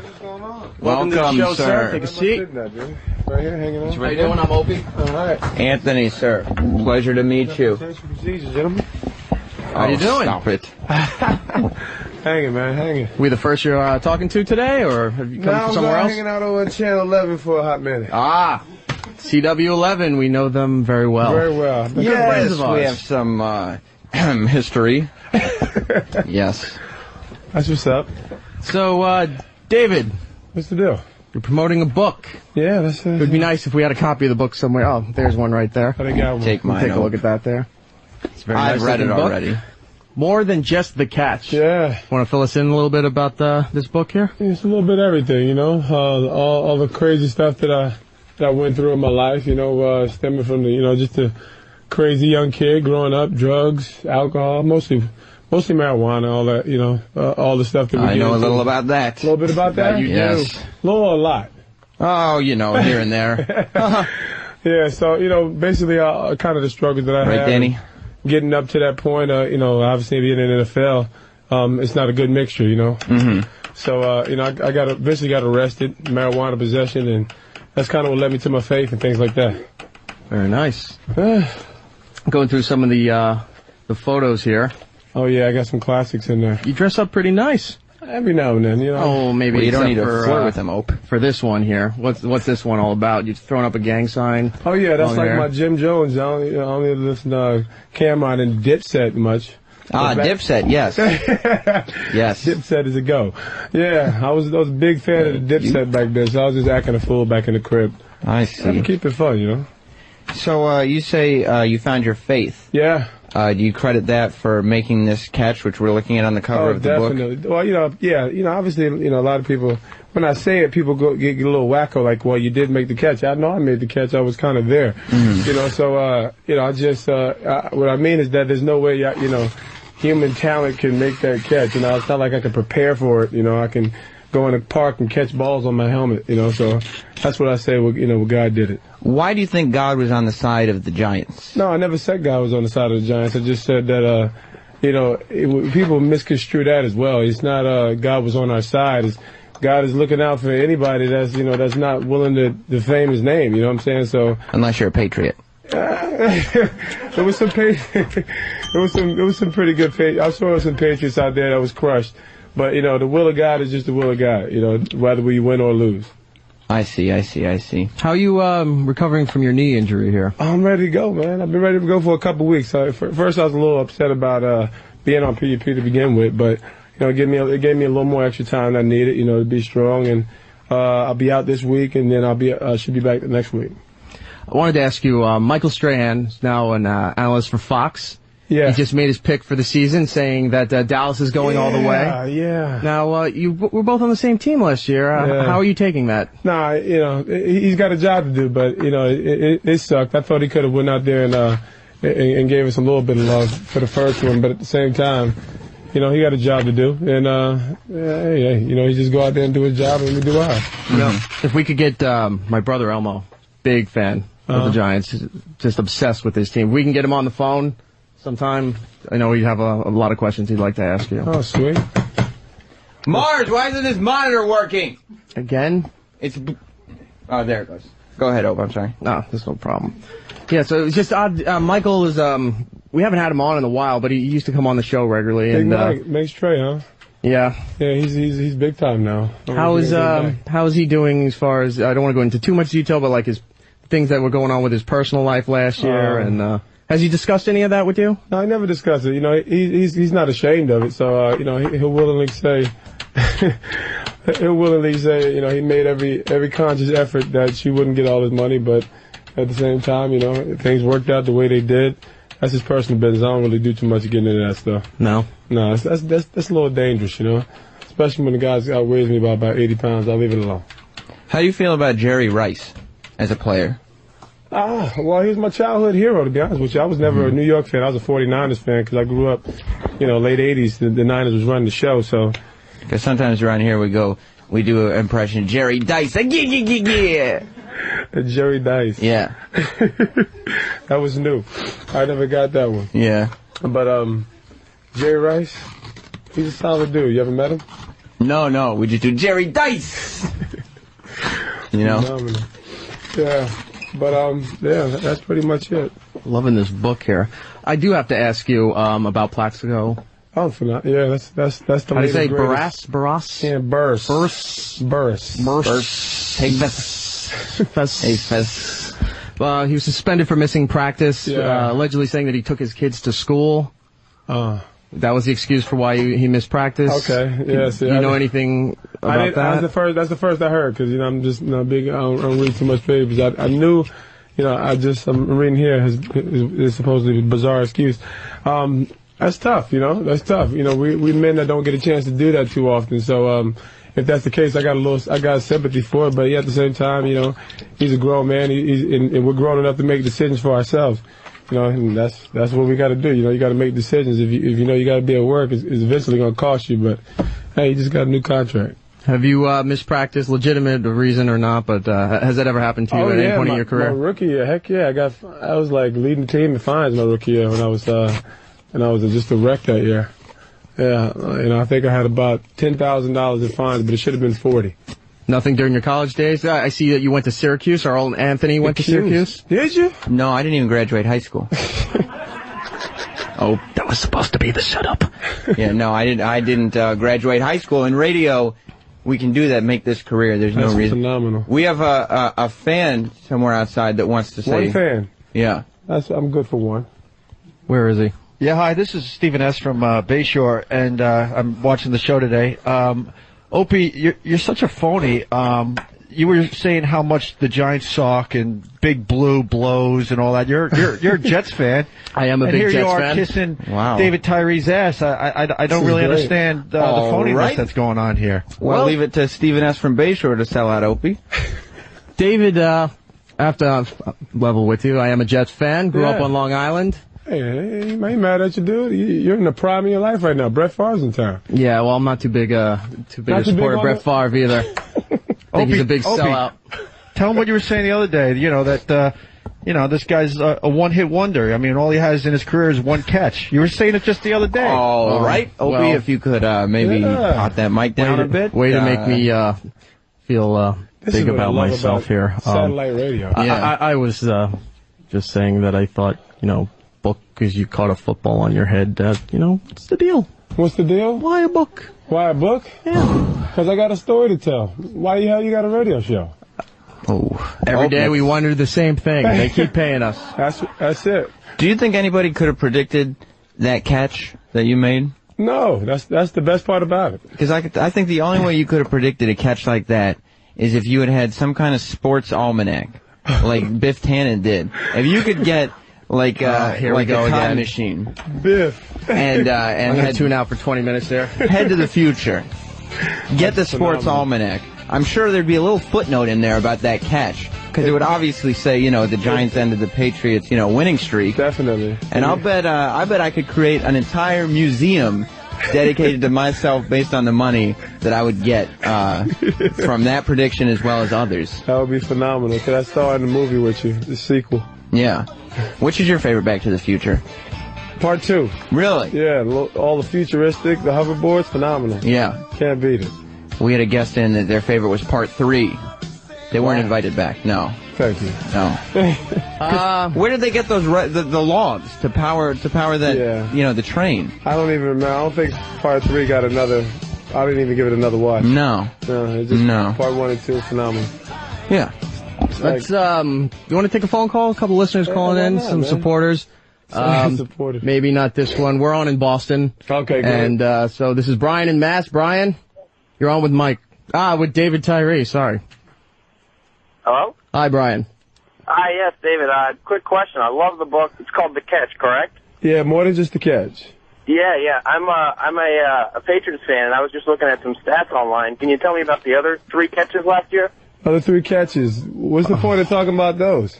I don't know. I just saw online. It was a 4-catch season last year. Yeah.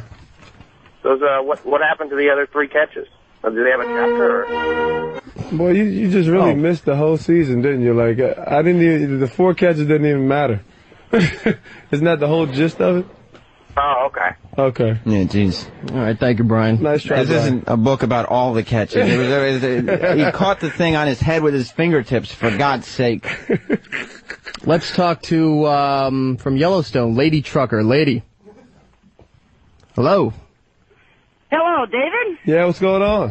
Hey, how old were you when you first played football? When I first played, I don't know, 11 or 12? Oh, no! David believes the shit the white hole shrimp babbles. I don't even know what that meant. Sometimes we get prank callers here. Well, and of course. And there's not much we could do about it except maybe talk to a different phone screener. You know what I mean? I'm sorry about that. This is the good stuff. Let's talk to, take one more here. Cody in Indiana. Cody. Cody! Hello?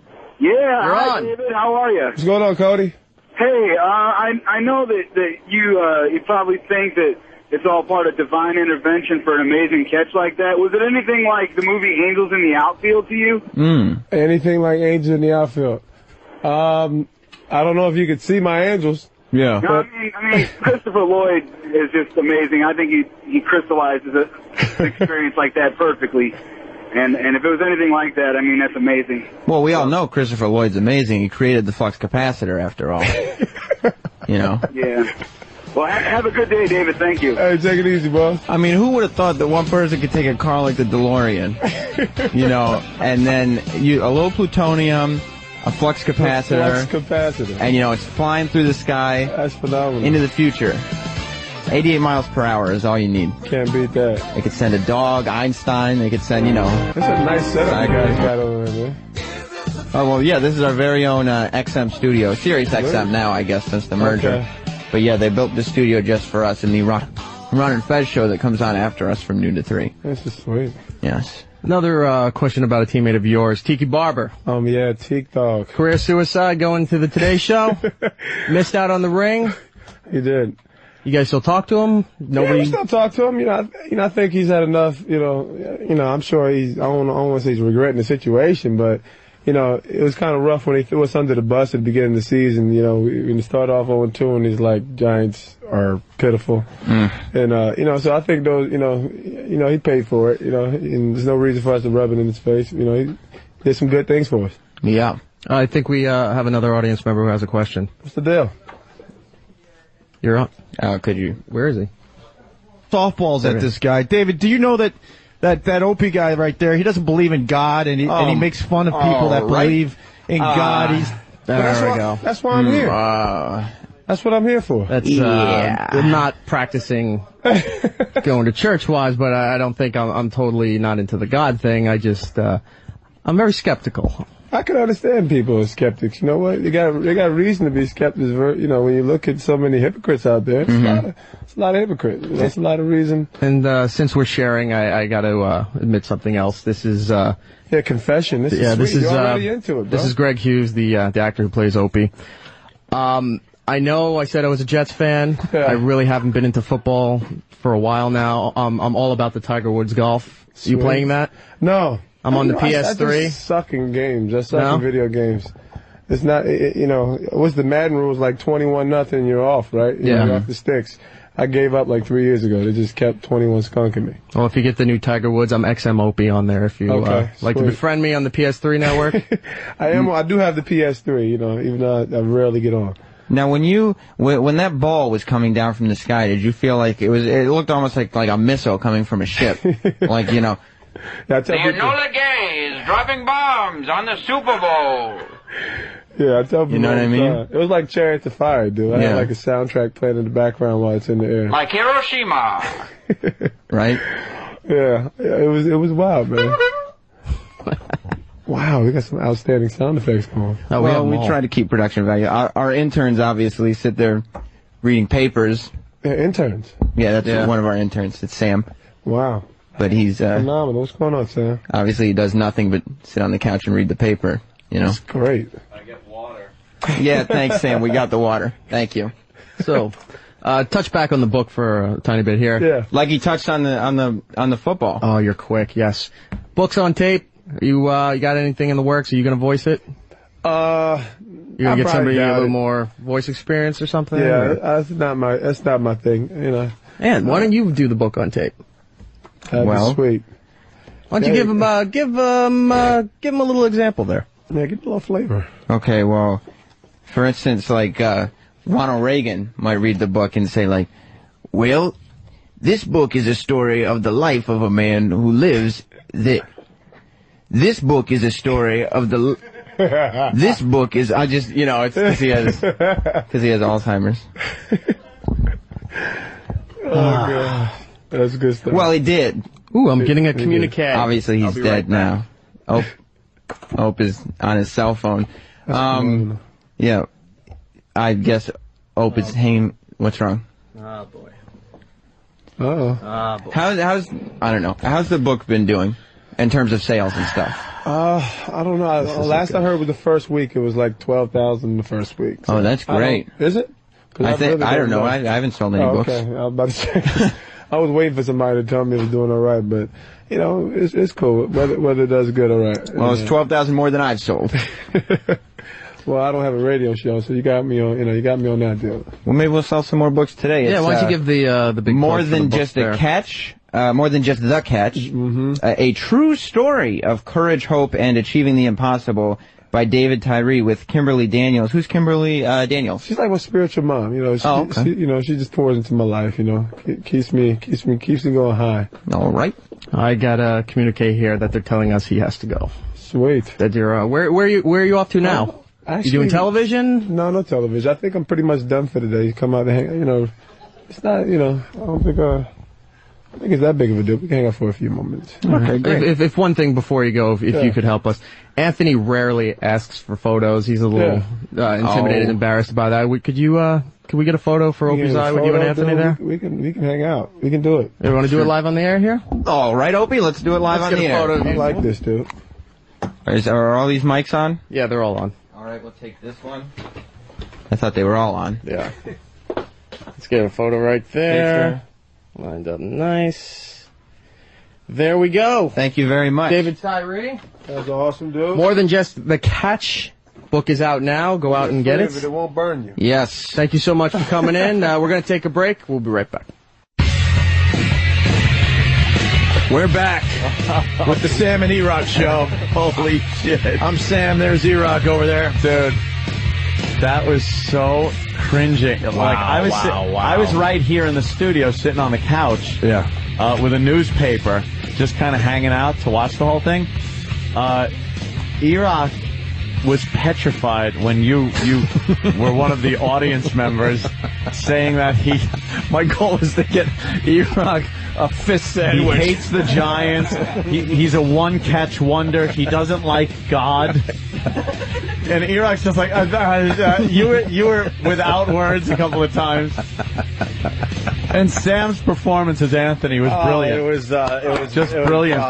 The Ronald Reagan impression. Yeah. Talking about Back to the Future. The all right. The Enola Gay's dropping bombs on the Super Bowl. I was wondering where you were going with that. It was like a missile coming at you. The Enola Gay. Like, God damn, are you fucking funny. Let's say Jerry, yeah. Let's say hi to Greg in New Hampshire. Jerry Greg. Dice was hysterical. Hey, what's going on, boys? Hey. That's why I pay money to listen to the radio. That was fucking with somebody on a whole nother level. Oh. I'm a lifelong Pats fan, and that was cathartic. You know the game. Dropping bombs on the Super Bowl. What the fuck does that even mean? and then you hang E-Rock out again when he goes, Anthony went to Syracuse. No, I didn't graduate from high school. It really wasn't fair. Hold on. It really wasn't fair because E-Rock, before we even did that, he was like, all right, because he was doing all this like football research because he wanted it to go smoothly. Yeah. And he was like, all right. Nothing of football. He was like, all right, it says here he went to Syracuse, so this could be one of our outs. Like, I'll just say our own Anthony went to Syracuse. And I was like, yeah, and I'll just be like, yeah, and talk about Syracuse. And then he just goes, no, I didn't. I didn't graduate from high school. What are you talking about? He ends it right there. I was in character. Oh, you certainly were. That was very good. That was hardcore, man. Oh, I wouldn't have been able to pull that guys, off. yeah, believe me, because I had a tear in my eye on the back. Like, I just was, it just was shakingly. I cannot believe Sam. And then E-Rock did the email. He goes, oh boy. Oh boy. You know, dude. And the phone calls were fucking You know what was brutal. really aggravating him? Is I saw him, he was giving me the eye. Oh, you were tapping. You were doing the And he Opie kept looking tapping. at where I was tapping. And he was tearing the papers too. Yeah, the pen, and all you hear is this going on as he's trying to fucking talk. Stop. And then you rang the bell for no reason. E-Rock, stop. Stupid horn. Stop stalking me. You had me down way too much. Oh, that was good. That was the greatest, worst thing I've ever. Yeah, it was horrific to watch. See, we could officially franchise the show. Yeah, we got to do that again. That's the goal right now. Right when he walked in, he goes, "Oh, you guys' reputation precedes you." It's like, yeah, does it? Well, now I know who's leaving the show. It's got to be Roland because he's gonna be so fired for that. Dude, Roland was in the back just talking to me, and I just felt he's like, I'm ruined. I'm ruined. There ruined. There goes my connection with the NFL. But He's a friend of mine. if he has any friends, for real, right? Nobody on I played sports in my life. There's no way that we don't tease you for writing a book about one catch. For one catch. It's catch. no way. Yeah. Is it true he only had 4 catches last year? And that God, that was a great call. Hey, what about the other 3 catches? Oh. You know, your 4 catches. That one made me want to jump out the window. That was hard. That was hard to fucking. Just go home. By. Going home. Oh. God damn it, man. And then when you said, the something, and then you went, for God's sake. I'm like, oh no. You're taking the name of God in vain. Great job. Oh, man. Well, thank God now we know what we can do when we don't want to interview people. Roland will take Book all whoever guests. you want. Every guest we are now single taking. guest. Because we don't have to fucking sit here and interview one of them. That's right. I don't care who they want to book anymore. Oh, my God. You guys were great. Good. Were you just heating up inside when I was going after? Yeah, thanks. Opie? He's the best. Oh, Opie, you're such a hypocrite. You're Well, hopefully you'll get some golf friends. Yeah, thanks. I appreciate it. You got me back. That's your plug out there. Yeah, well, what are you going to do? That was very good, guys. Very funny. That was a lot of fun. I'm glad we didn't have to sit through that as a real interview. Fuck. You know what was the best, too, was him doing, like, the worst Reagan ever. And David Tyree's just laughing along like it's good. Oh, you guys. He's doing the worst. It wasn't even a voice. It's just, well, I like the book. Well, I like the book. See, because he was forgetting what he was saying. And then you go, because he has Alzheimer's. He's been dead for... I forget. You forgot because you have Alzheimer's. You forgot that he was dead. Yeah, I was still doing That Reagan. was good. You were in character. Yeah. There you go. Wonderful. Oh, fuck. Heading toward line of the day. good. What happened to all the TVs? Cable went out. Oh, nice. Oh, is that what happened? Yeah, I saw everything froze up for a minute. I heard they weren't going to pay their bills anymore around Yeah, here, so fuck it. Oh, god damn. And Patrice is like, "This, you want to crawl into yourself." Excuse me. Oh, holy shit! What? That was just. What are you supposed to do with that? That was just like the greatest. That was amazing radio. Like I'm just laughing at because I really went inside of Roland for a second. Oh yeah, poor Roland, poor Roland, dude. And I'm sitting there going, but Roland, this is genius radio. Yeah. Like, it's just like, nothing better. We had to go that route. The guy made a catch on the side of his helmet. There's write a book about giant that. arrogance there. Like, you can't. And then there was a couple of times it was serious, too. Like, what about the other three? You know, fuck the other three. Yeah, he was getting pissed at that. Like, this is not no deifying shit. Like, you caught it off your helmet. That helmet had glue on it from... Yeah. Shut up! And he credited God with that catch. If it wasn't him, he goes, you know, you don't just catch a football between your fingers and a helmet like that. It's God got in there. So now what, though? Now what? God did that, and then now what? And then I think actually Sam or Anthony asked a brilliant question. Well, of course, because it was Anthony. Did God like the Giants better? Mm-hmm. That's a legitimate question when you say that God helped you make that catch like that. Right. Like, why wouldn't God be more of a Giants fan then? And when the Giants release him next year, because, you know, they gave him an extra year because he did win the Super Bowl for the team, did God have something to do with that? Yeah, with letting you go. Right. Oh, boy. Maybe they said to him, look, you were going to be cut this year, so fake an injury, and we'll just have you on the injured reserve all year. Sit it out. Seems like a nice guy. What are you going to do? Seem like a nice enough fella. I couldn't find a football. I was going to throw it from over there and go, hey, Dave, catch. See if he can do it again, throw it at his head. The idea of that book is absurd. Yeah, who pitched it? Like, who was there watching? Like, some guy at that publishing company watched the play and just went, oh, my God, I got to get him to sign a book deal. He just made this amazing catch, and I got to have him, you know, write a book about it. How about Eli's book, Beyond the Throw? The Throw. Beyond the Throw. All right, let's do this Fisher-Price baby doll, and then we're going to do Line of the Day and get out. I mean, after that, we really shouldn't even be here anymore. That's good on your iPhone when unknown comes up. It's not blocked or anything. I don't know you, and I'm doing a radio show, for God's sake. Put him on the air. No, because then you'll yell. No, I won't. I won't do it. That's Jimmy's bit. Hi, who's this? Hello? Hello? No one there. Right. It is unknown. You're lucky. Beyond the phone call. I want to. Now, see, that would be equal right there. If I just wrote a book about taking that call on the air. All right, so there I was, sitting by my mic, and I felt a vibration in my pocket. Yeah. And I'm like, that's my phone. Is it a text? And then it kept vibrating, so I knew it was a call. But it said unknown. What do I do? I thought, I let it ring a while, and then Opie's my on-air partner. Opie was born in Huntington, Long Island, and then to go through your whole history. And then get back to the call eventually. Holy fuck. And that's chapter 2. It's like, it's chapter 2. Hitting the button to take the call. And then the other person wrote their book, Beyond the Dialing. Yeah. The story of Anthony not picking up the phone. You fucking made the catch. All right, good for you. Here we go. Good for you. Here's the Fisher-Price baby doll.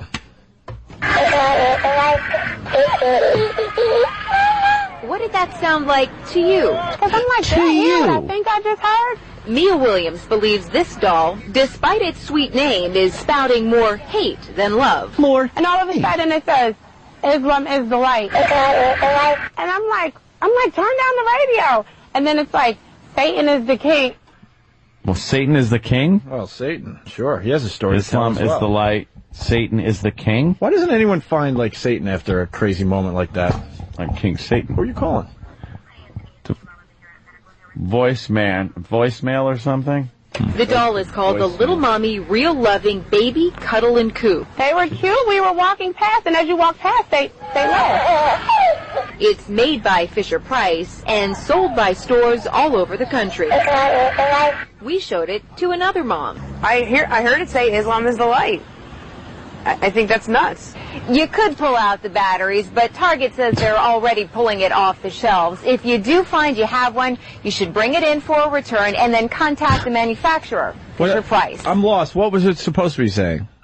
I don't know. Did they say? It's obviously saying Islam is the light. It is? Do you believe it? I believe, the toy companies do this on purpose to get them talking about products. You know how many people are going out and buying this doll now? Just because it's the thing to do. If you have the doll, decapitate it and send it back to Fisher Price. Beheaded. Yes, behead the doll as an infidel. With the Fisher Price. Yes. Send it back with a receipt and the severed head. Right. And we'll give you your money back. Nah, they do that shit on purpose. I'm get a little publicity. Sure. A little publicity for the doll. All right, we might as well do line of the day. Yeah. It's not getting better than the Sam and E-Rock thing. Oh, that's, boy, is that a good gimmick for any time we have a guest that we don't want to talk to. Yeah. Oh, know what we wanted to do? Go home? Well, Teasing, of course. I miss Jimmy. He'd take that banana and make it like it was a telephone and talk into it. I hope he just did it. I did, because he wasn't here. Good gravy. Norton's going to be on Leno tonight. Let's not forget. Yes. Hey, we were talking about one-man shows, Patrice, and a lot of people were reminding us about the Star Wars guy. How long has that been? Oh, fuck, that guy. 40 minutes. 40 fucking minutes. We went with him for 40 minutes. Edit it down Are we crazy? Didn't we edit it down and we didn't get to it? You Rock and Sam do it. Yeah. What happened? One-man show. A guy came in and did the whole Star Wars movie as one guy. And he came in here to do it. You want to talk about cringe? I think that was the birth of Ramon, or close to it. Ramon. See if E-Rock's got a taste of that. I want to hear just a little bit of it. Line of the Day is brought to you by WebEx.com. Hold meetings, make presentations, and do it from the comfort of your own home or office. Check it out at WebEx.com. Danny, did you sit through that? Were you in here for that whole thing? I tried, at first I sat in here and once the first 40 seconds went by, I was like, there's no way I'm going to be able to last. So I kept kind of going in and out. I couldn't make it. I would try to sit here and there would come a point where I just had to get too many douche chills. Was he getting mad? Yeah. He had to have been. I didn't not make eye contact. I just pushed my monitors together and kind of hid so I didn't have to look at them. Yeah, I was hiding behind a newspaper back there. Same thing. So I couldn't. Not a lot of eye contact happening there. Here's a runner-up line of the day. I don't get the black culture with the sneakers. But I don't get the white. Here's the thing I always do. White, it's just different things. Black people spend all their money on sneakers and maybe some rims. And white people will buy a life-size replica of Superman for $10,000 and think that that's noble. Oh, that's very, very good. Patrice is going to be at the Addison Improv for all you Dallas folk. Star Wars guys, 34 minutes. Can we get it in this part of the show? So it's, you know what I mean? So it replays So all it stays day? in the replay? Yeah. I can try to do that. Yeah, I think we should do that. I can try to do it. We had some lame stuff earlier. Cut something out. Lame. The show is gold. It's always gold. Here's another runner-up line of the day. Well, the question is, a leech has 32 what? Oh, a what? leech? Oh, okay. A leech. A leech has 32 what? A leech? Miles. Total alimony payments? See, there you go. Sure. But that's how you make it funny. They could Oh. make it funny, that dumb show. No. Up there in Cleveland. Another runner-up line of the day. Is it possible to get a hole-in-one on a par 5? It's almost it's probably never been done. And I don't watch golf at all. I'm just from playing this game. I didn't know the game had an option to play the caddy. Oh, see, because you're and it's a sport for. Wow, you guys that is some early racism. Early racism. It was 6:05, and I broke out the racism Fucking right out of the gates. Right after the music started. It was like ecstasy of racism. Right. Good God Almighty! Can you imagine real racism, like actual slavery? God damn! Yeah, right. 3:45. I gotta get cotton, you motherfucker! Don't you sleep? Where's the Roland? Is he still around? I want to know Roland. We'll do another runner-up line of the day, I believe. Roland is somewhere turning in a circle, just freaking trying to out. go to Narnia. Yeah. Here's Roland. Hi. I told you yesterday I would get you back, making fun of my Islanders on email.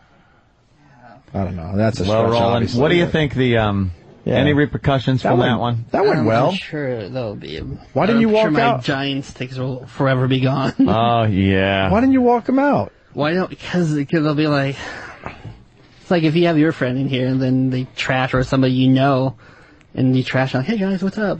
Good interview. He's kind of your friend? Well, I know him, yeah. So.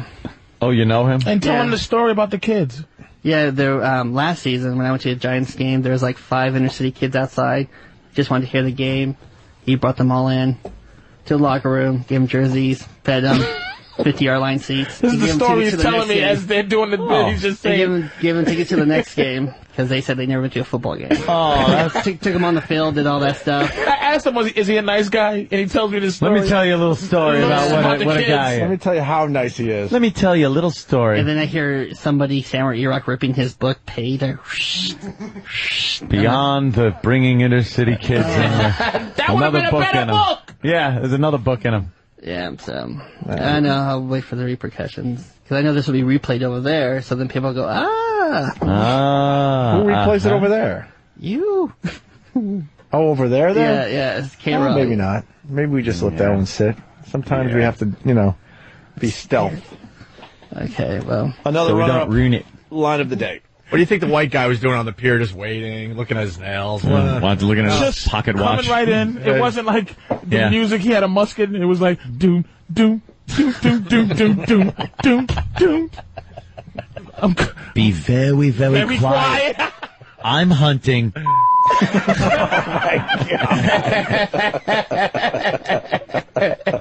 More goddamn racism. Oh, Jesus, just bookend racism in the morning. Doesn't end with First thing in the morning, last thing in the morning. Doesn't end. Terrible. Anthony gets very excited when Patrice is on the show. Oh, it's fun. Patrice is, Patrice is a racist, too. A net of safety. If I wasn't... Partners in racism. We can have a sitcom. God, I love racism. No, I'll take my racist blows. Yeah, I don't care. To give them out. Yeah. You guys should do some buddy films. Racist buddy films. I see network TV series. I do, too, my friend. For some reason, we have to live in the same house. We'll be canceled tomorrow. Yeah, of course. Yeah. We'll be canceled the next day. They're too racist. I want to thank Roland for giving us that idea today because, I wouldn't know what to do with the David Tyree interview. And Roland's like, you know what? Why don't you just have somebody else interview him as you guys? That was a good idea, Roland. Roland, I really want to thank you because we were in a tough spot there and we got through if I was you, when he said, if I was you, I'd do that because I wouldn't know what to say to the guy. Right. No, it wasn't. No. This is E-Rock. I'm playing Roland. No. Yeah, I like how E-Rock started the whole thing out trying to be serious and do a serious interview. Yeah. That fell apart real quick. I think he was shaking. Oh, he was. The entire time. He was scared. And then the self-deprecation was pretty funny when he called E-Rock stupid and fat, I believe. Yeah. I just heard David's voice switch. He got pissed. Yeah. Your show. Yeah, but you know what? It's God. God's going to make sure none of us get punched in the face. So that's good. I hope God doesn't cancel my Giants ticket. Please, Lord. He better have a sense of humor, man. You can't take yourself that serious. He has to know he wrote a book about a catch. Not even an event, a fucking I dropped a glass of water. I wrote a book about that? Come on, man. You ever drop something and bobble it and then catch it, at the last minute and go oh, geez, that's book-worthy now. You ever drop something and actually save the breaking with your feet? Yeah. Mm-hmm. And you go, that was almost deity-like. It was amazing. You could put your foot in the way of something falling and save it with your foot. That's a book. If Mr. Brady's book was called More Than Just a Catch, I wouldn't read it. Oh, unless it was, Mr. Brady from the TV show. Oh, yeah. Oh, Tom Brady? That's what I meant, right. Unfortunately, more than just a catch. What'd you catch, Mr. Brady? I caught the old xylophone ribs. with quote signs on the catch. Yeah. And then the catch. That's it. Shit. Fucking beyond the catch. What is it? Just stop. All right, let's do line of the day. Line of the day, and then get out. You're gonna be all right, Roland, right? Yeah. Are we meeting with somebody? It's radio, bro. Tell him it's radio, baby. It's and quite frankly, Eli's interview would be even worse because he's another. He has the personality of a clamshell.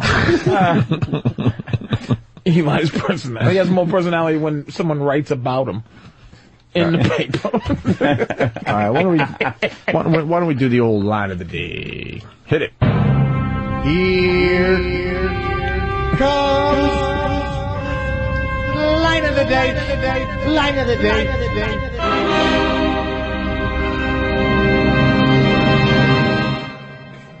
I've said I've been to Broadway. It's been because I've been dragged there by some broad. Yeah, let me think about it. Has dragged me. Did I ever go Broadway. Some broad. That's why they call it Broadway. Holy Jesus! Broadway. Wow, what a revelation! You're absolutely right. It's Broadway because some stupid broad drags all the guys to these stupid shows. You make a good point. I'm going to an off Bitch Avenue show. C-word way. There's a little improv stand-up for you. That's okay. I love that ending. What a tool. Thanks to the fans. They caught something special today on the weekend. Yeah. A few people stopped by today. Roland, I hope you don't get in too much trouble. Thank you. What can I tell you? Patrice, thanks. PatriceO'Neal.com. Addison Improv for the Dallas folk. Thank you for having me. And is there something else? No. Providence and the week after. Oh, yeah. Patrice O'Neal for all his dates, right? Yeah. .com. Yeah. All right. Ron and Fez, noon at 3. We'll see you.